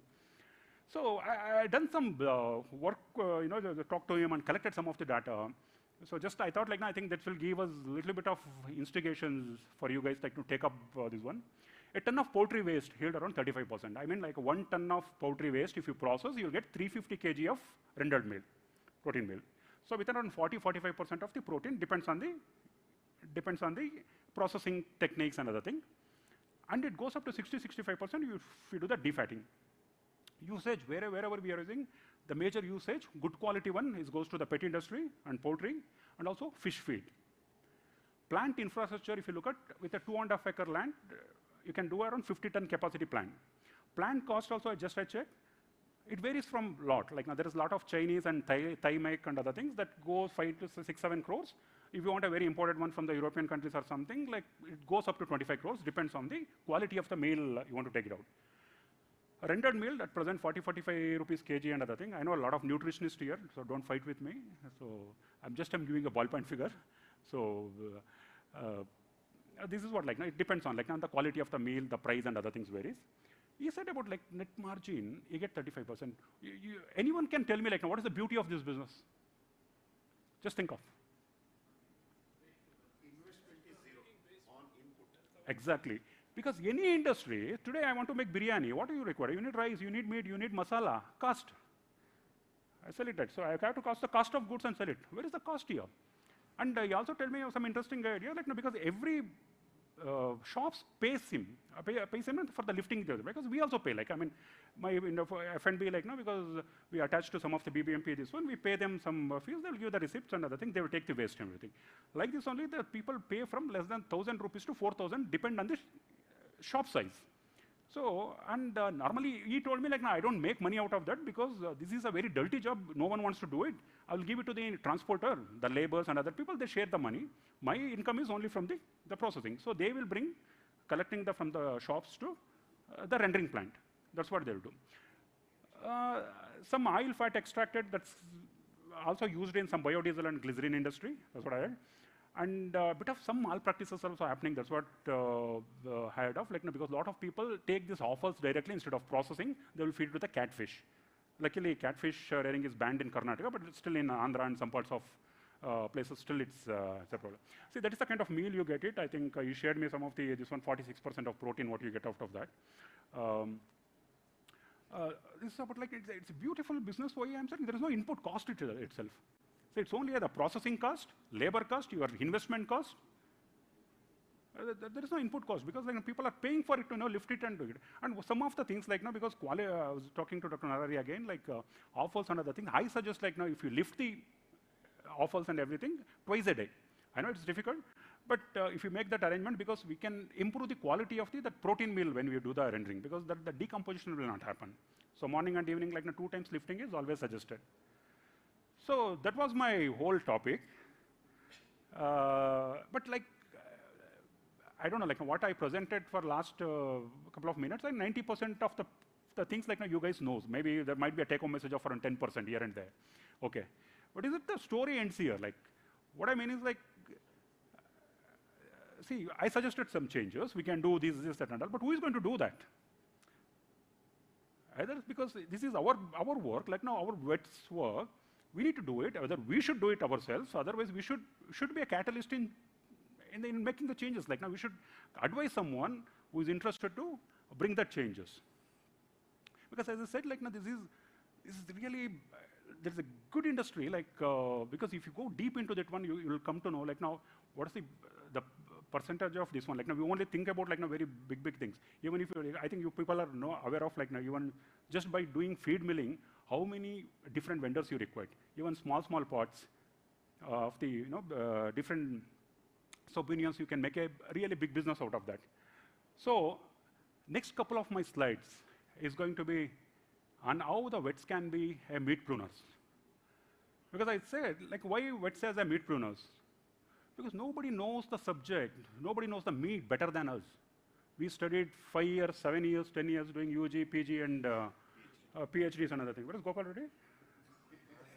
Because you done 8 years. Gopal Reddy, okay, you are not belonging to this one. You done 8 years UG only. So I'm talking about who completed in 5 years, 7 years, and 10 years. UG, PG is on this one. Okay. So I was talking about. So what are the the take-home things like now we do? See, today 73% of the urban-rich people are protein deficient. It's not because they are unable to pay or they are unable to offer. They are not aware, because we talk about like 1 gram of protein per body weight. Today for the normal being, if you are an athlete or something, it goes to 1.2, 1.5 or something. How many people are aware of this one?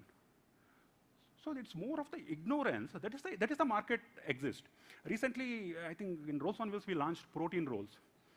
So my last couple of years project, we launched some of the rolls, chicken, especially chicken rolls and other things. It goes above 45 grams of protein. We have a roll with a double X and other things. We do 55 grams of protein. Even we came up with a radio hats and other things. Like that's directly I say it covers it 50% of RDA recommended protein requirement. Let them challenge. It's okay, like now because like normal body weight is 70, 80 grams, we are giving 40 plus this one. Some of the paneer variants will do around 30, 35 grams, but chicken and egg variants easily will give you 45 grams. I was always say like now already I started marketing in Cure Food. Like I'll always tell them like now when they know like I'm a vet. So in the Cure Foods I'll take them, take a pen and paper, start from morning breakfast. What do you eat? 2 idlis, 2 puris, what else? Lunch, what else? Start calculating, Google it. Idli, 100 grams of idli, how much protein you have? Nobody reaches more than 50%. If you calculate it, nobody will reach more than 50% of the protein requirement. Even the fittest guys who go to the gyms and other things, they look, morning I will have sprouts, these, that, and calculate, Baba, calculate. Never crosses 50, 60 grams of protein in a day. You also do it like, when you go back home, you sit and do it. I think we are also very, very protein deficient. I'm presenting this, I'm also protein deficient. Like I don't consume like 80, 85 grams of protein. So another thing is India's growing appetite for the meat. See, if you look at the graphs there, like the chicken meat is the one which is really increasing day by day in terms of consumption. So that's the market which existed. And this is I've taken for next 2030. See, 2030, you look at India e-commerce market size, we talk about, we are growing around 20% compounded aggregated rate now. So that is a big opportunity. And GDP, you look at it, like by 2050, India is going to be the highest per capita income, this one, in terms of purchase power parity. I don't say like, now see, today there's a purchase, always the salaries and other things has to be calculated or compared with other countries in terms of purchase power parity. If I'm getting a 20 lakhs a year, my friend getting a 1 crore in USA, it's almost equal. You can't say in this one because it's a purchase power parity. So we are going to beat China and USA and other things. So you look at like more than 300 million people by 2050 will be the monthly income above 40,000. So people, 1,000 million will be between 10 to 40,000. So definitely they can, the affordability is not at all a issue here at all.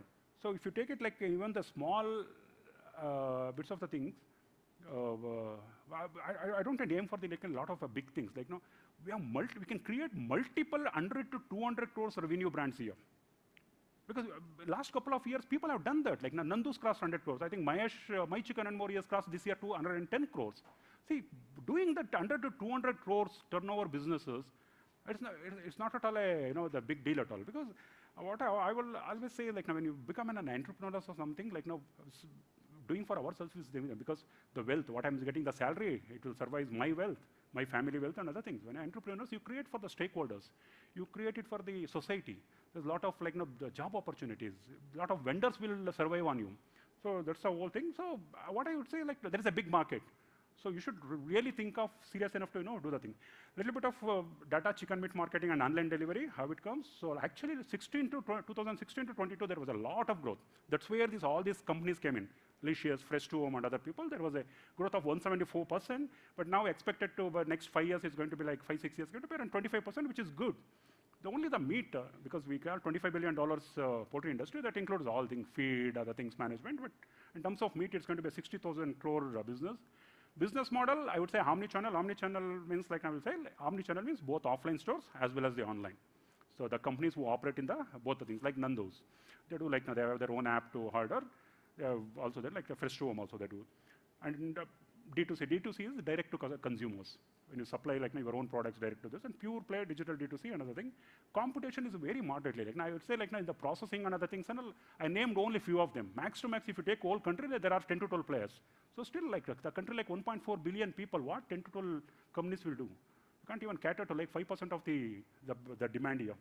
The focus areas, this is more for the people who are interested, we need to work on the revenue business model, the skilled manpower.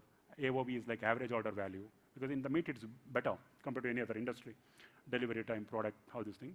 So these are the few things, there's a lot of things, about 70% more non-vegetarians, other things. So we'll have 50 to 60 minutes, we'll have a delivery time. And another big thing is ready to cook and ready to eat products, the value additions we can do. So that's also one of the, this is what I'm saying, somebody who won't want to do the processing, they can take up that work. RTC and RTE. You buy a meat, you have a centralized processing, this one, you develop some more product, you do nice sheikh kebab, you do nice kebab, you know it, nice to patties, and you market it. There's a lot of B2B demand, there is a D2C demand. So pick up, that's what I'm saying. Don't look at it processing in the sense don't say crores of investment, this, that, and all. You can pick up small things and you can build a business there. Licious, it was from the recent shared in the group. They're moving to, they were completely online, digital online play guys. Now they're coming into omnichannel. Omnichannel is more of, they want to open offline stores, another thing. So they're looking at opening up some stores. Maybe they might tie up with other brands and take it over or something. Definitely, because 88% of the market is offline. See, in India, what happens? We want to see, we want to touch, we want to feel, then only we buy the product. See, even though you are interested to buy a fridge in online, Amazon or something, but you want to experience that, you'll go to a store nearby, you'll open 2 times door, you will draw this one, second time, then everything is right, then you will come and place it on the online. So that is there. We can't change that attitude, no. Now new things, we don't remove the plastic cover for 1 year, 2 years. So all these things that's why we call it as Indians, So those things, it's there. Huh? Yeah. Cars, it goes up to 10 years. Even after 2, 3, even if you sell it, he will sell it, still car covers will be, seat covers will be there. So all these things. So biggest bullish, these are the 2 slides. E-commerce, you look at India, we are only 6% of our whole business, what we do, is only 6% on the e-commerce sites. Compared to China, 47%, Indonesia, 32%, everything. So this is going to grow drastically for next couple of decades. So there is a mix of, because I would say people, suddenly they won't move into e-commerce or something, because in my last presentation, I told about how the things happen. There are a lot, we talk about 1.4 billion, but only hardly 7 crores people are using the online for various things. The purchase and other thing. World's largest economy, I don't know how many of you will alive till 2075, I'm sure. But good to see we will be the second biggest economy next to the China by this one. That's a great opportunities for at least the kids who are doing, at least our next generation will appreciate if you start something doing it now. And this is one interesting thing I want to talk about, the good marketing and the bad marketing. See, sometimes what happens, whenever we claim, there is a lot of campaigns we see every day. If you open a channel or something, you see n number of product campaigns. Some campaigns really worked well. Some people they boosted their revenue, but some campaigns really made companies has closed down because of some of the bad campaigns. So we need to be we should be very clear on our claims, whatever the claims do. Already I gave an example of using words like hormones, steroids, which are nowhere we use. So we should be very clear. Recent example is Patanjali. How many of you knows? Patanjali. Supreme Court told them to, give same bigger ad. We made a mistake. Where do you do it? They gave small one. Again, they said, do it in a big way. So it's going to be strict, like the FSSI and other authority compliances is going to be very tough. You need to be very, very, very, very cautious on when you're doing the marketing. And see, when you do the marketing, it should be very innovative and it should be personalized. See, I feel so happy, see, I got a Zepto message, Edu is smart. Even bloody my wife or my people only don't say I'm smart, So he calls me, Edu is a smart. He said, Edu is a pro saver. Be like Edu. Bloody he sends me personalized messages I feel happy, It doesn't irritate me. And you see another one, Swiggy, I got Edu, and then you have been good, great foodie for the year. I feel happy. That's a personalized marketing. Few things because we have the data. You do it that's the kind of marketing activities. Few things, and also in our field, I feel the educative way of campaigns are much required because we need to promote goodness of protein. Then you promote your product. See, I would say now, how many of you seen some Surf Excel ad of kids sitcoms? Kids will be playing in football or something, complete soiled. This one it comes. It's worried whether what mother will say. Mother she looks at him and she laughs and she says, "Oh, dag acha hai," dag acha hai, come down. So what is the two things where what the ad was conveying? One thing is Surf Excel said, whatever you soiled this one, we will clean it up. So they positioned their product well. Another thing, what is this one? See, now what we do, now when our kids or something is going and maybe playing in soil or something, immediately we say hey, don't your shirt will get dirty, your pant will get dirty, calm down.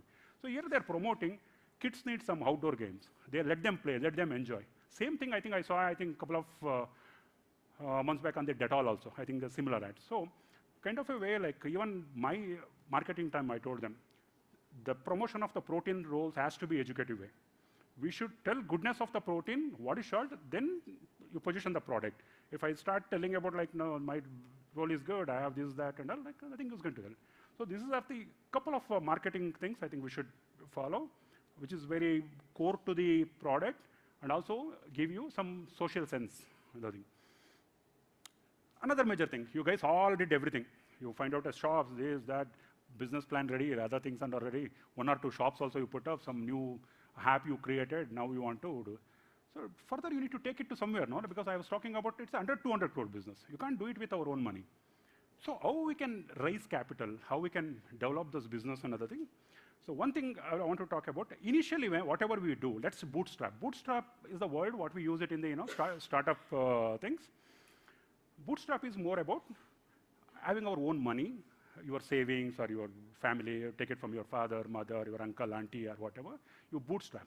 Maybe smaller amount of money initially, because what happens, if you start approaching with your idea or something, like I said in the first slide, idea to execution is a big thing, okay? When you do it go and talk about my idea is this, that, and other things, people may not give you this one, they're not too much bothered and you might get more demotivated. Always you need to show some results. So start with a bootstrap. Then another next thing we need to do is the product market fit. See, there is, you can see 2 circles here. This is, left side is your product, right side is the market demand. How much it's going to overlap? That is your opportunity. Because today, we can't meet the complete demand of the market. So you'll have some product. Today, see, you talked about the branded chickens and other things. What they're going to do, see, especially customer needs a very hygienic, this one. So they are bridging the gap by giving that kind of products. See, for example, I would say product market fit, it could be a Netflix or Ola, Uber. See, 10 years back, 10, 15 years back when we say, calling a taxi was a real trouble things, okay? So you call only some operators or something. Autos were available, that's okay, but so calling a taxi, if you have more than 3 people or something, so we need to find out in Google who is operating. You will tell, you tell me 3 hours in advance and other thing. So that was the market gap. Someone Ola founder Rakesh Agrawal, he founded out, and Uber and other things they bridge the gap. Nice app. You put it your location and other thing. 10 minutes, the vehicle is at this one. That is the market gap. You need to. So as long as this both the circles are merging, your opportunity is getting increased. Another thing is the market timing. So why I talk about the market timing? Suppose you are ready with everything. So now you need to expand it. So how we can know? So first I need to think about like, no, okay, I have some, I will take an example of chicken shops, like 2-3 shops I've opened, doing decently well. I know like now how's my procurement is coming, how my manpower training is there, everything is placed, my ops team is set, my team is set. Now you need to, you think, and also you feel that there is a great potential in that. So now you don't have money to do that. Like now you need to do something. So that is the time like now we need to go for the raising of the capital. And also sometimes what happens, this market timing also helps you in terms of some of our, in and around socio-economic conditions. COVID, the D2C brands mushroom like anything. Like now they bloody multiple valuations, they went up like now Byju's. You know the story of Byju's, everybody. Why that valuation? It's all COVID foul play. That time people were studying. I don't know like now why the investors also sometimes so dumb. They don't think COVID is going to go away in 1 or 2 years. Again, children will go back to the school. We will use that expensive budget. This one, I don't know, like now why that multiple valuations, this one, people have put the money. So, sometimes socio-economic conditions also will help you in raising the money and other thing. And the next one big thing is we have to be very clear on the idea what you are going to do. See, when you're raising a capital, how much to raise? Because sometimes, like now, yesterday or day before yesterday, Vishwas called me. I was telling about like how to do the valuation, like no, this one and I don't know what he's doing. I need to ask him afterwards. So how to do the valuation? I have an app, Farmers, these, that. And there's a multiple way of deciding the valuation. It's not only about the revenue or EBITDA or something. There's a lot of different things count. So you need to have a very clear. Is that if I'm going at 4 crores, 10% if I dilute, how much money? Investment doesn't work in that way. So any investors, today, I think today the opportunities are much, much higher because today, like last week only, like Nikhil Kamath has launched one more thing. If you are 20, 21 years old, you can get 20 lakhs with one single page of message you can write. Is ready to fund 20 lakhs minimum. Like that, there is a rain matter and other things. Nowadays, like now, only thing you need to get into that network of raising money. Then, if you have a better idea for the execution, funds is not this one. So that's what I said. Like, so you need to be clear about how much asking. It's not about the equity that comes after the valuations. See, I said like I need a 5 crores of money for building something. What I will do, I will use this one for the infra, I will use for the team building, I will use for the tech, I will use one. So I'm doing 2 crores business now. Using that 5 crores, I'm going to take it to 8 crores. Then you discuss valuation. So you are clear about your idea of like how much you require and how you are going to put the money into the market to grow the business better. That's what the investors look at. So other things, just I put up some of the things like the government scheme, CGTMSC, that also gives up to 2 crores of funding. Many people have avoided that. Startup India scheme is there. Mudra is only 10 lakhs, the smaller one networks. And also like, you can also look at the closed network of people who knows you. Bank loans is another, traditional way of raising money. Angel investors, the venture capitalist, that's for the bigger funds. Crowdfunding also sometimes like it works for some of the things. And strategic partnerships. Strategic partnerships, again, I'll tell you. See, suppose I started a chicken processing this one because I don't have the backup. See, I go to somebody who's doing a broiler integration or something. I'll tell them, sir, give me birds. You process it and give me the birds. I will process it because normally when you do the business, the cost of goods also one thing. We need to pay upfront or this one. I'll tell you, after 1 month, we'll fix up to this one. Next 1 year, I will tie up with you. I will find it. These kind of strategic partnerships can also be done there.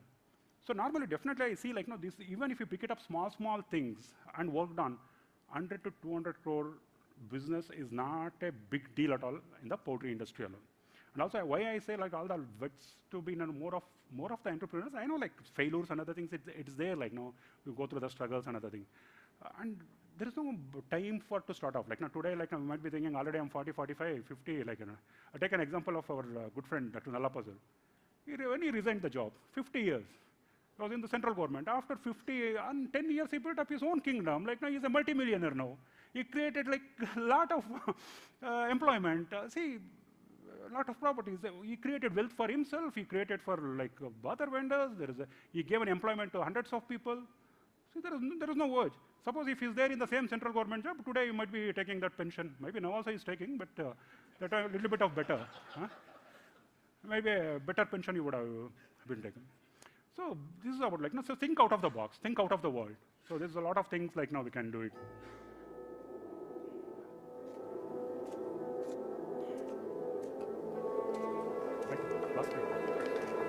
Correct?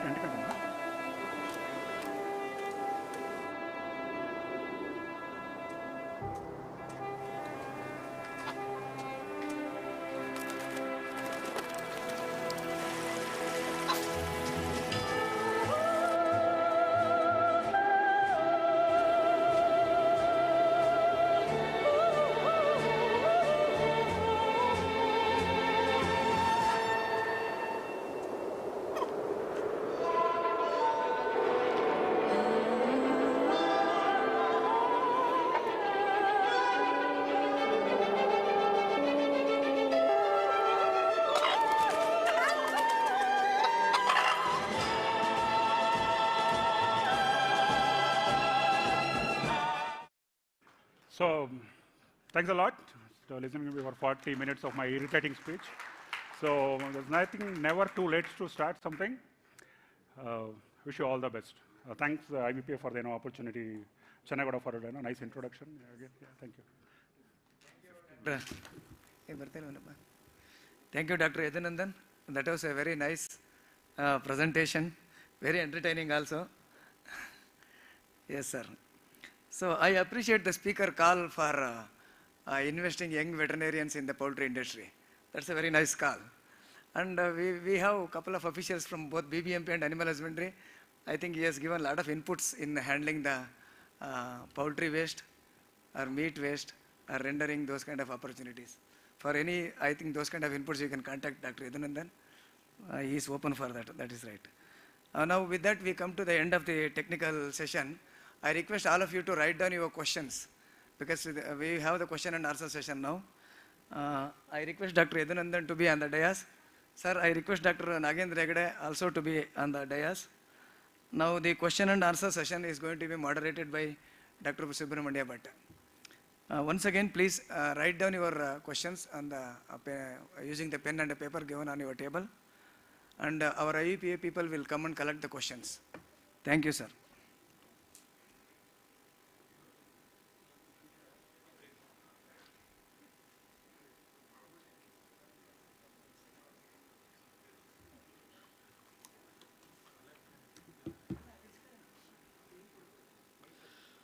I request all of you to sit down. It's a very interesting session now because so far the speakers have discussed about the ideas which they have and the thoughts which they have.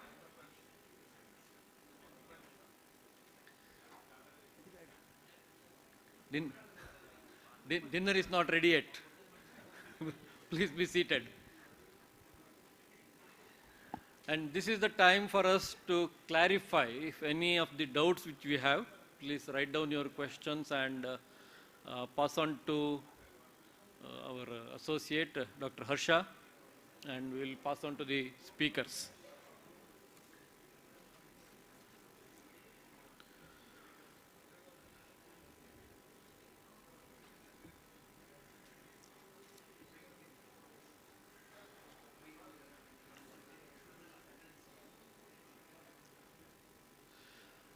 Even as the audience have the questions to pass on, I will have one question to Dr. Yadunandan. What's that? Let me ask one question to you. Yeah. See, people will not have questions at two times, Once if you understood everything, once if you doesn't understand anything, both the time you don't ask anything. I think that's not the situation now. Yeah, Doctor, please. Yeah. So you have shown the pictures of all the nice stores of Lifeline or please be seated. Yeah, it's okay. Of the Venky's and all other meat shops. And all these shops have been mandated to have the trainings like food handlers training or retail shops, food retailers training. What would be the FSSAI norms on the meat handlers outside this organized market? See, FSSAI is same for everyone, whether it's a processed or live or something like that. There is a standard set of protocols you need to follow.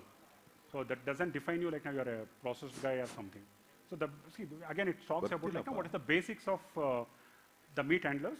So you'll have as I shown some of the items there, like now it's to be clean and other things, the medical certifications, other things and all. And also for the shops also. So how we need to maintain and everything. So there's a big list of FSI that doesn't discriminate between if you are a processed or live. It's the same. Thank you.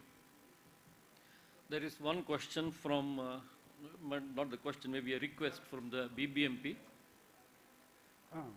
Yeah, Sorry, I have a comment, can I? Please, yeah, sure. Go ahead. So I'm not from a veterinary background, I'm from a public health background. And we are actually trying to promote eggs and more animal source food consumption, especially through the government schemes and the midday meal scheme and through the Anganwadis. I just want to make 3 points. One is there's a very global push for plant-based foods and veganism, And in fact, the counter that we use is our small farmers. Like we say, you know, the livestock or poultry farmers, they're the, you know, sustainable model that is being used. But sometimes industry uses the, you know, small scale, single, you know, like family farmers as example, as a bad example.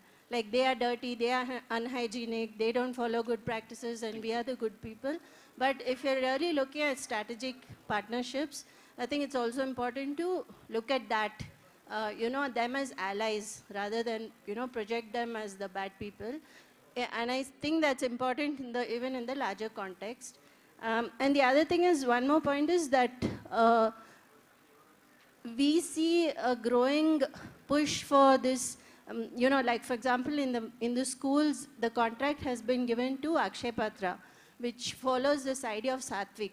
And there's also a lot of criminalization of meat eating, or, you know, even eggs for that matter. Children are being told that it's, you know, it's bad, it creates lust, and it creates bad concentration and things like that. So as, you know, scientists from the veterinary or poultry sector, I think it's also important to counter that. So that's what I wanted to say. I agree, Dr. Sylvia. I think people who don't know, Dr. Sylvia works a lot on the, you know, the promotion of the Nutrition. the nutritional food, like especially the egg and chicken and other things as well. Very good friend of Professor Devegoda, and actually, you know, one of my previous presentation or something, I used a couple of your the clippings and other things, like now you promote like now the midday meal skin. She's doing a fantastic job. Definitely, like now, madam, as you said, like now, as you commented, there's a lot of lobbies which goes on the plant-based meat, the PETA and other things and what other things.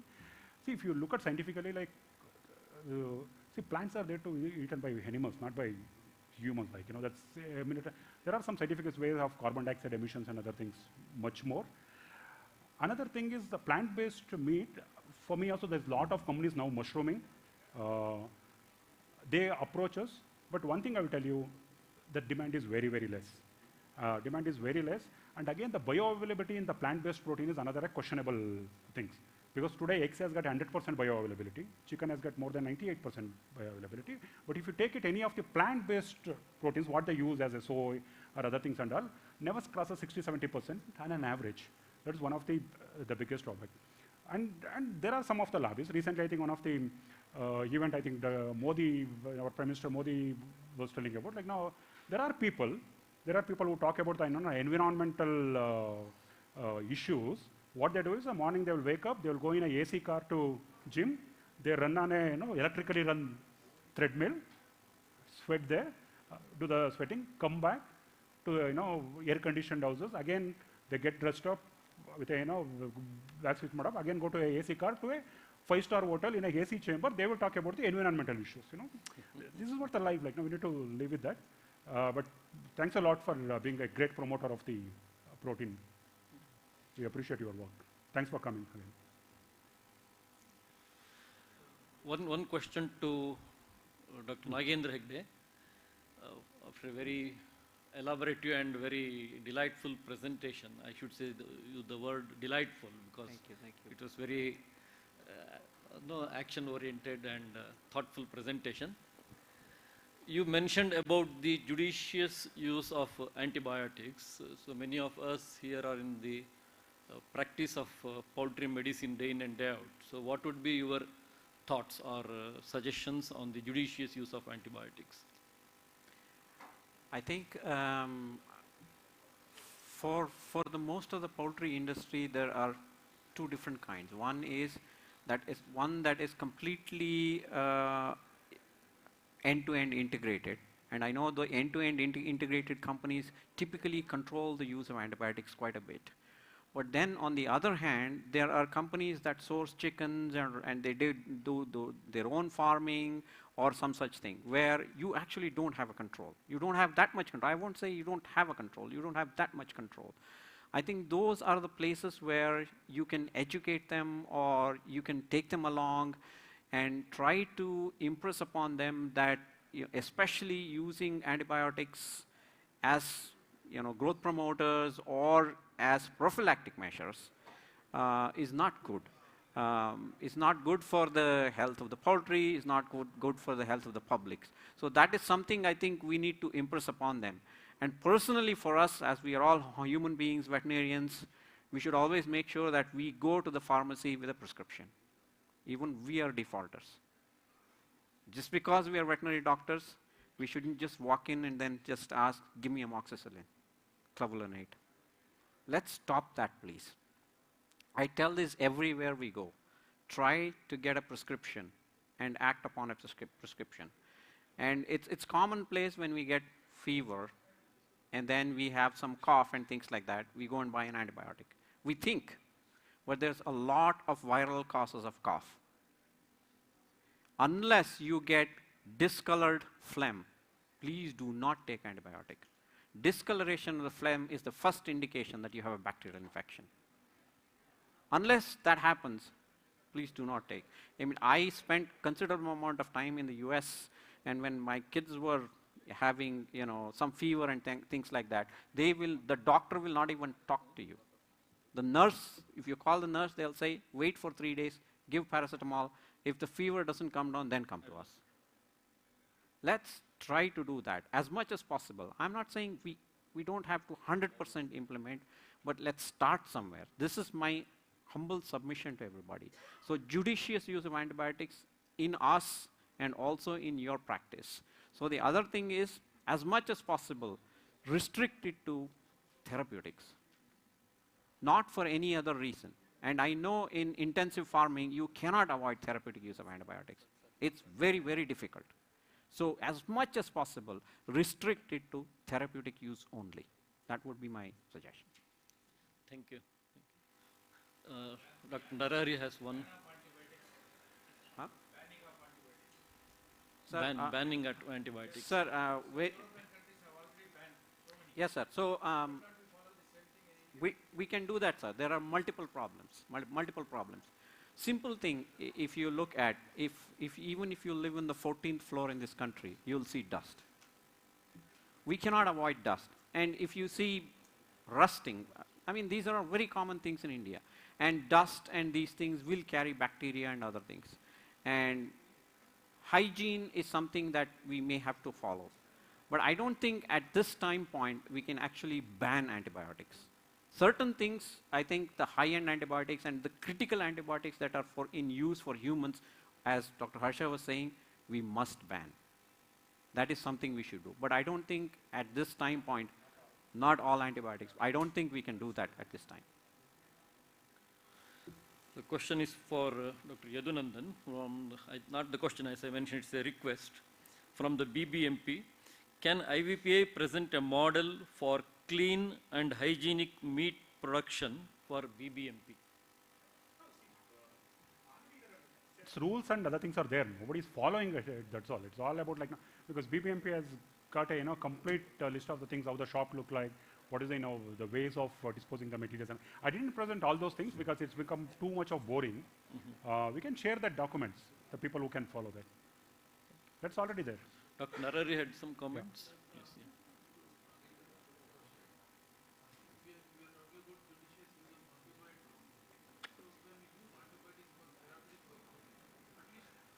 I don't know.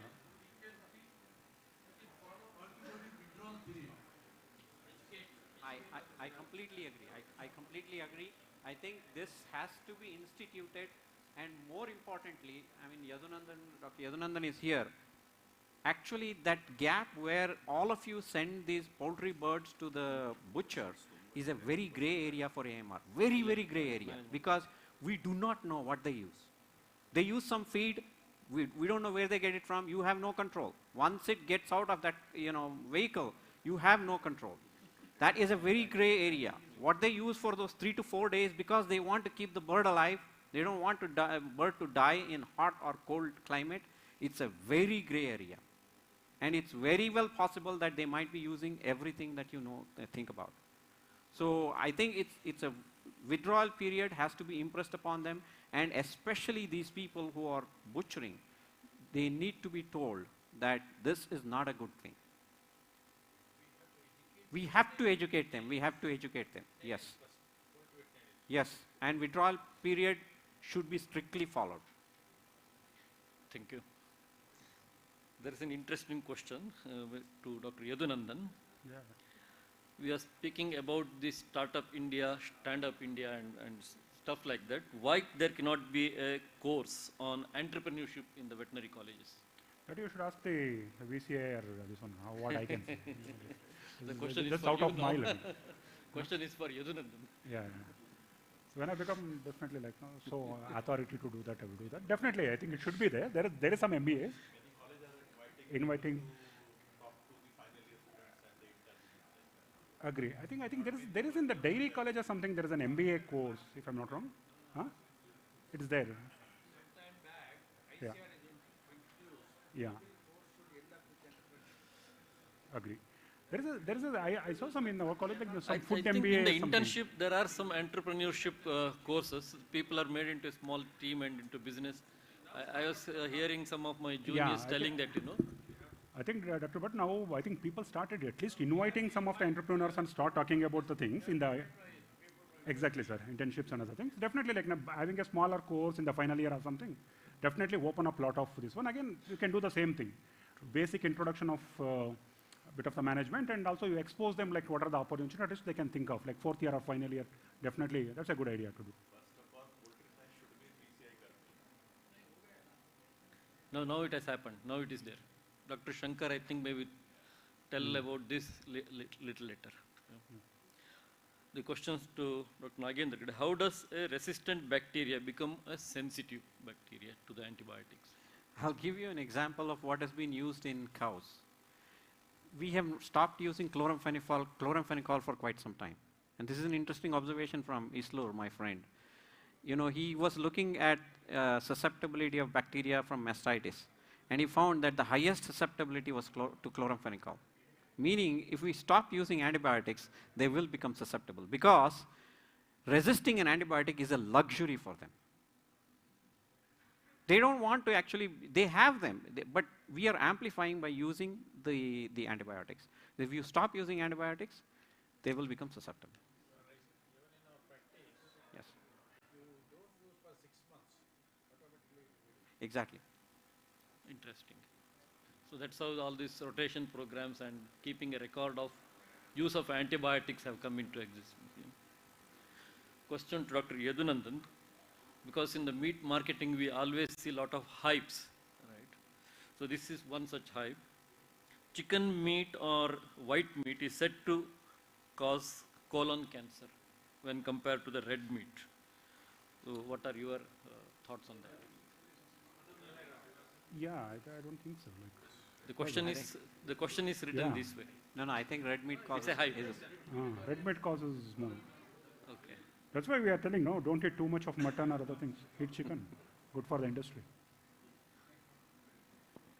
And in many things, like now that the demand for white meat, breast meat is growing in India drastically, because even in our whole production, we use only close to 12 to 15 tons of breast boneless in a month. Demand before, like, no, because breast boneless is too available much high, because like Indians are used to eating the leg meat. We like, kalmi kebab, this, that, and all, like, but slowly that's getting changed. The breast meat demand in the market it's going up, because we are feeling that heat, because like getting a quantity. The price before it used to be leg meat, it used to be a little bit of higher price, 10 rupees or something. The breast meat is to be less. Now breast meat has got a demand. So, please, Dr. Sylvia. Yeah. Basically, the criticism is of red meat, not so much of white meat, where they say that there is increased risk of colon cancer and also heart disease and other non-communicable diseases. But if you see most of the research, they don't show any causation. They show only association. And they don't factor in the confounding factors like processed foods, which, for example, most of these studies are done in the West and they use a lot of ultra-processed food. And they have been actually more likely to cause, say, colon cancer and some of the other, non-communicable diseases. With red meat, it's always only association, and even that is a very weak association. Okay. Thank you, Sylvia, for the explanation. Yeah, that's also one of the. Yeah. So it's a very interesting session, and we are coming to the end of question and answer. There are more questions I know from the audience. We can use the time we get during the dinner to directly speak to the speakers. Okay, and with So my thanks to everyone. One person I forgot to, in my AMR journey, Jayant Deshpande, who's sitting at the back. He also was responsible for me to understand the poultry systems and how these things work. So we had two August speakers today. Both spoke very well from their experience with a lot of scientific and market informations. And it's the pleasure from IVPI to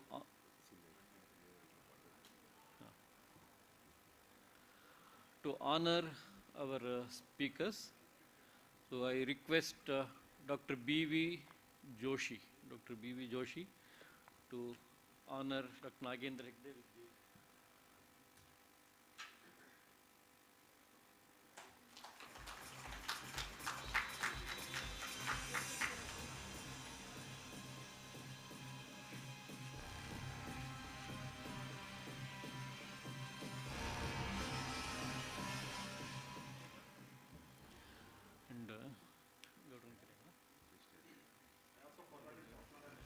the people like Dr. Nagendra Hegde, because Srinidhi told me, he sent some pictures of VHL, Venko. He told me mention my name. So thank you, Srinidhi. And also Dr. Narari helped me. I request Dr. Puttanaya to honor Dr. Yadunandan.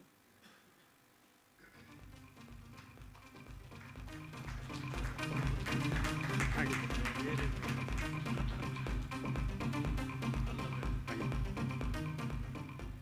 I know all of us are eager to. Thank you, Dr. Nagendra Hegde and Dr. Yadunandan. Very short time before we go out for the dinner, and now I request our treasurer, Dr. Pattabhirama, to talk a few words to the member veterinarians.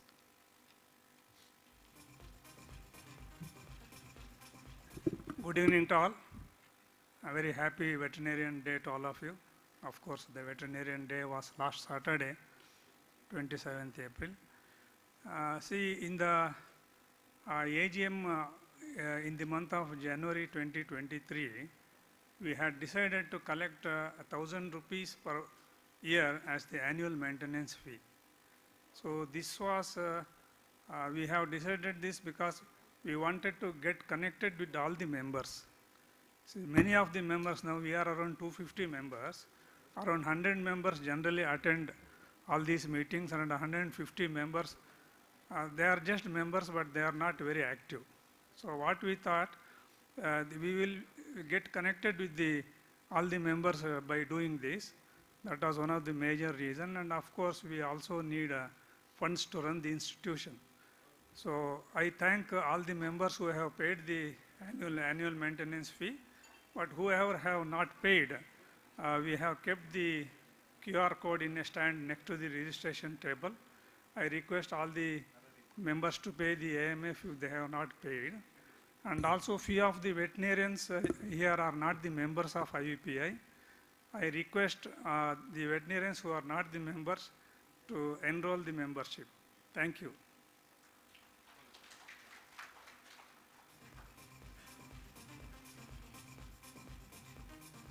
Good evening, everyone. I think we are coming towards the end of the program, and I'll not take much time.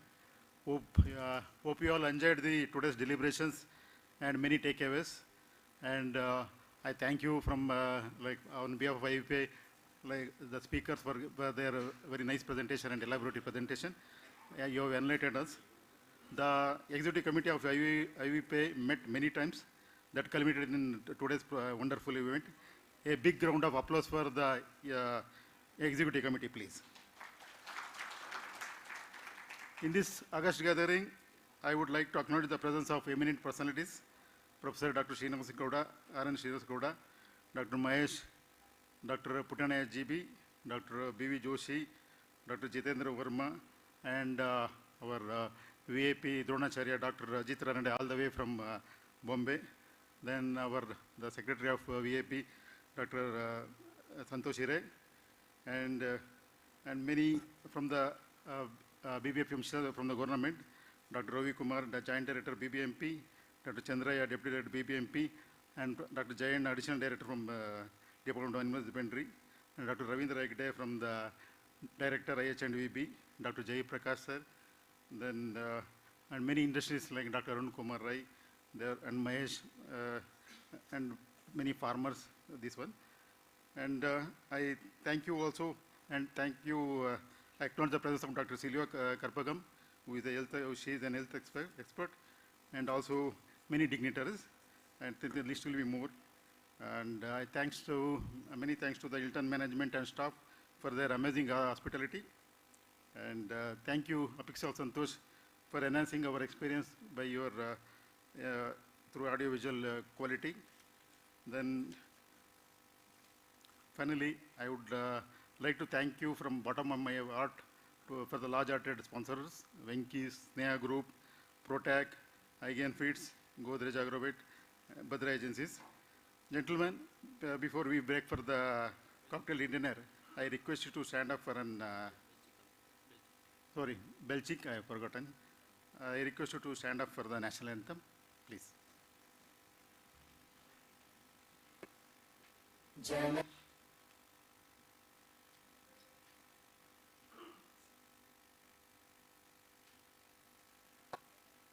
जनगण मन अधिनायक जय हे भारत भाग्य विधाता पंजाब सिंध गुजरात मराठा द्राविड उत्कल बंगा विंध्य हिमाचल यमुना गंगा उच्चल जलधि तरंगा तव शुभ नामे जागे तव शुभ आशीष मांगे गाहे तव जय गाथा जनगण मंगलदायक जय हे भारत भाग्य विधाता जय हे जय हे जय हे जय जय जय जय हे Thank you. Have a great evening. Have a safe drive back home. Jai Hind, Jai Karnataka, Serigiranam Gelge.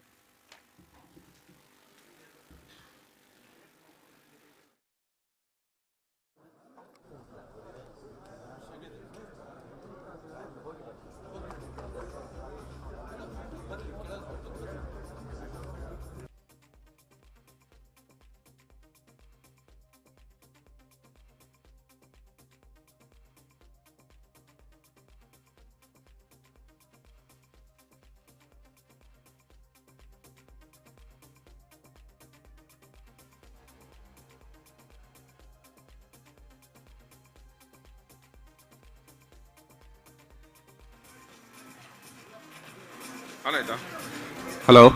I request all the EC members to come onto the dais. EC Executive Committee members.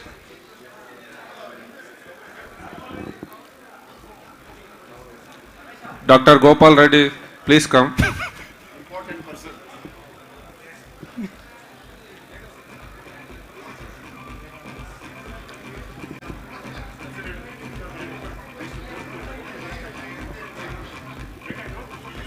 Dr. Shankar. Dr. Shankar.